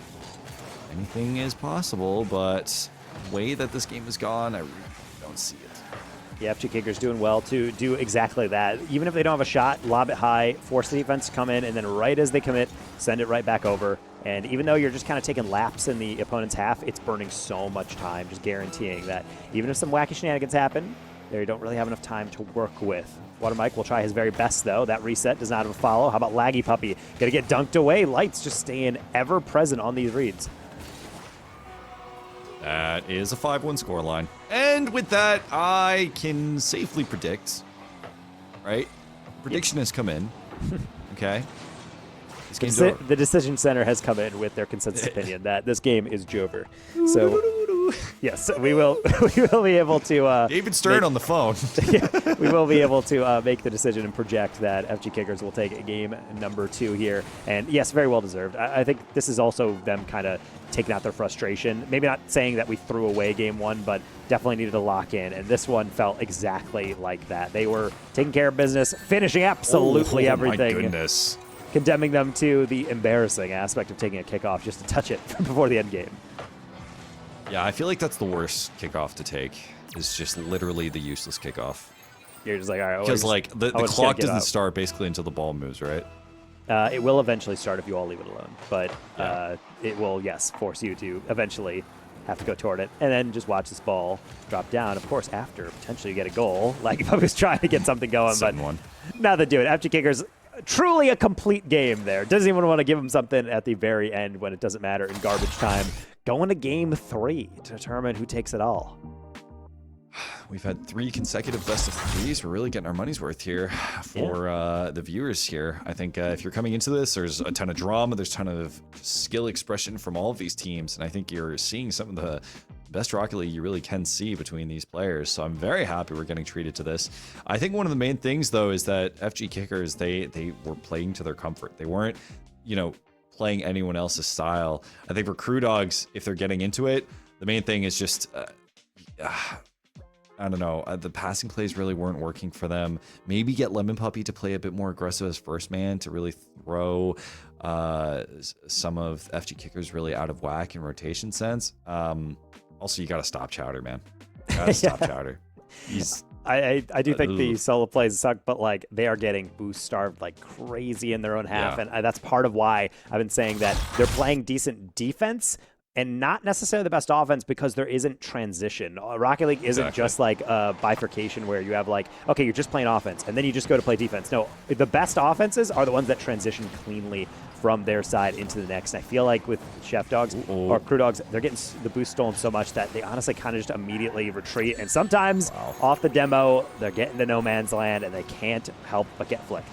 And this was just an unfortunate miss. I don't think Laggy Puppy had an idea, or maybe was expecting the demo, but there's just a quick touch. Yeah, I love that explosion. But yeah, like you mentioned, I mean, Chowder, every single time, he plays a super aggressive first man, and he doesn't even go as much to like disrupt in any way as far as bumps or anything. He will do it, but you can definitely see him making his rounds, going all the way across.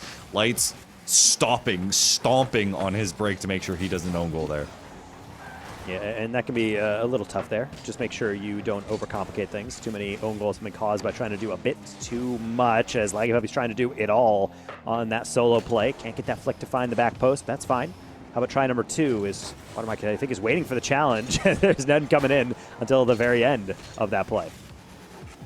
Oh, Laggy Puppy taking it slow, gets over Chowder. Lights all the way back. Chowder has to go back. You can see... trying to just go for the solo. Water Mike counters it perfectly well. Is now getting absolutely chased by Lights. I mean, this is the FG Kickers. I mean, you have a solo play going on, and then immediately the second man is in the mix trying to either demo or trying to get another shot on. Lights getting the defensive touch. It's going to force Crew Dogs to have to reset. Ricochet mostly just to keep the defense chasing. Water Mike will technically get a pass, but the deflection takes it back middle. Laggy Puppy also just being waited out by Chowder. I'm seeing that a lot from FG Kickers where it feels like they understand their advantage and they never try to press it beyond what they really need to. You watch how many times they will hit a ball forward and they will, instead of diving in, they'll kind of just watch the ball and be escorting it to the far side. But now they will make a mistake as they were expecting something else. Water Mike realized, hey, yet again, that's an open back post. Yes, and this is the very classic corner masterclass. As you can see, Chowder just getting stuck on the corner. Definitely have not broken a controller that way. No. Not at all. sometimes referred to as Tony Hawking, where you go off the ramp and get launched into a position you cannot recover from, and can be a little tough. But you can get back with a double, unless your lights, not enough boost or really momentum to take them into the promised land on that one. Water Mike, this is what I was focusing on. I want to see them slowly take this out, advance up the field, and that's a good start. Problem is, nothing doing on the teamwork. Maybe Laggy Puppy can just take on over, tries to cut across, but Lights was ready for it. Laggy Puppy just bring this one back, trying to be prepared for what they have to throw. Chowder is up and ready and scores. FG Kickers secure their lead again, but this is just clean punishment from Chowder. That's a rough one from Water Mike. That is something he's going to want back. 100 boost, balls hit right at you. He even says the great pass in the chat because he knows he should not have touched that one up and over. That's something you got to guide into the far corner. Use your momentum, and again, mistakes like that. In lower rounds, you might be able to get away with that. In a grand final, that's going in your net every time. Going in your net every single time. Laggy Puppy. Deep Pogo? Yeah, I was about to say, like, I can tell if he's trying to recover in time. Pogo in a grand final. Curious, but Laggy Puppy doesn't receive it there. Actually whiffs, and now Water Mike. And look at that. Oh, actually, no one took the boost. Maybe Chowder was full, but it doesn't matter because no one's paying attention to Lights as he's just going for the goal. This is a free play moment where you know nobody can contest you, so you have all the time in the world. It is the worst possible scenario, especially because on that replay, you might have peeked on the far side. Chowder stole the near post 100 boost, so Water Mike rotating back. The only player had any chance of getting up for that one. Just had to kind of watch and dive in. Laggy Puppy. I don't even think this is the right call. I mean, I get it, but you go for individual plays. I appreciate it. I think you need to get Water Mike involved. To be fair, some of the best goals that Crew Dogs has scored has been actually based off Water Mike. And speaking of, there's the passing plays I wanted to see. And that's exactly why you make passing plays, particularly in the midfield, because all it takes is for the defense to pivot a little bit. Sometimes the ball goes to the side, and you say, it's not going forward. I have time to go a little bit wider. And then suddenly, ricochet, near post, all the way across the map. Easy goal. FG Kickers being kept on alert. If the passes can keep on coming, maybe the defense going to doubt themselves, but not so off the kickoff. Luckily, Laggy Puppy jumps high enough. How about the next one? Water Mike jumped early, and yet still getting in the way. Laggy Puppy making some progress, but Lights just so aggressive. FG Kickers just refuse to give Crew Dogs any space. Chowder get up high. Again, now that Crew Dogs feel this is within reach, they're just trying to challenge more the defensive end. They know that they're down by 1, so they have to just get out of their half. Lights with a great pre-jump read. Chowder needs to get over Laggy Puppy, and he does. And he's going to chase this one down. He even collects the midfield boost for this one. It's going to be a pass straight down. Lights just barely ready for it. Puts it off the back wall to extend the pressure. Chowder puts it on, but it goes wide. Not only that, but limiting boost. Got to get up for it immediately. Water Mike does. Lights ready for it. And to the ceiling again. Not the angle he's hoping for, but he doesn't even need to take it, as that's a huge rush. Demo is not locked in, but that's fine. They keep possession and more time burning off the clock. Final minute. Back post. Not quite in either. Laggy Puppy just fighting for possession, but it's so difficult the way FG Kickers are playing, especially when they miss the catch. Oh! Not like this. I'm doing the speed face right now. Oh, I know exactly what Water Mike's trying to do on that, but the thing is the ball bounced just barely off the bottom lip. It bounces right over him, and then reacting too slow on that side. If that's the way it goes down, that is brutal, but 40 seconds remaining. All they need is one to at least keep it in reach. Laggy Puppy needs to pull out the clutch. Chowder's in a bit of an awkward spot. Water Mike pays it back. We're back down to a single goal deficit. And that's what I'm talking about. Immediate response, but also it just comes from being in the right place at the right time. More importantly, also not just getting up quickly, but making sure you place it as well. So many players will just rush that shot as fast as possible, and then it ricochets directly into the only defender in the way. Trying to lock in the crucial moments. Our Crew Dogs, as you mentioned, still very much in reach. Last 30 seconds, Chowder tries to play aggressive. Super aggressive. Insanely aggressive, apparently. They go and just do what they can to whittle down the clock. Gonna force Watermike to go for the challenge. Puts it a bit wide and straight into Lights' hands. Laggy Puppy needs to get over. He needs to get this 50 right now. He needs to be able to challenge it. Just barely does. Watermike puts it over the side wall. Chowder goes for the first touch. The last second will wind down. The grand final is just about done. Laggy Puppy will make an effort, but no. FG Kickers are your bracket champions. Second seed living up to that level of seeding, and we'll be able to take this one home. Got a little shaky at first, but they pulled it all together. So congrats again. Lights going back to back in the bracket, taking Chowder along with him. Congrats to him. 2 back-to-back first place finishes with 2 different teammates, might I add. So true gamer than the Navy MWR system. He knows how to pick them, and he really showcased that. But also, like, Chowder, I think, needed to find just a more cohesive team to work with. It was clear that Lights really is comfortable as a second man, as a follow-up option. Chowder also just really likes to be that first man and continues to just harass, demo, steal boost, and really kind of be that calm-esque figure. I think it's just a perfect pairing for this one. Yeah, and so being able to witness a series like that, being able to see the adversity, unfortunately, not exactly what Watermike and Laggy Puppy were looking for, but they made it difficult until the very end. We see on these replays, getting that last goal, being able to keep it somewhat close, but I think those moments where you have those tiny mistakes build up, that's something you're going to have to regret, but also, unfortunately, going to have to wait until the spring for that one. Yes, as everyone is, hunkering down for the winter. That includes our players, but I think it was a great set of brackets from this set, from the last one that we had. So much drama between different players, both in the server and out, and just a lot of fun all the way around. And the fact that we got to see a 2-time champion for both sets of days, I think it's really special. Love to see the 2-time, and also love to see that bracket one more time as we take a peek on our way out to see how we got here eventually with our eventual final winner here in Crew Dogs, just barely fallen to FG Kickers. Going through another gauntlet here. They also had to take down another Navy MWR finalist representative in No Fly Zone's Low Tech, but in Low Tide, it was also quite the crazy thing. Honestly, the right side of the bracket was kind of stacked. Just seeing how much talent you had to go through. So honestly, imagine going through all that one and just fall into Crew Dogs, just being able to out-mech them. Yeah, but Crew Dogs kind of, gave us an entertaining bracket all the way around. FG Kickers had to play best of threes literally all the way, like full best of threes. So the fact that we had an entertaining bracket, even an entertaining grand final, is great. Both the semifinals ended up going the distance as well as our finals. We'd love to see it.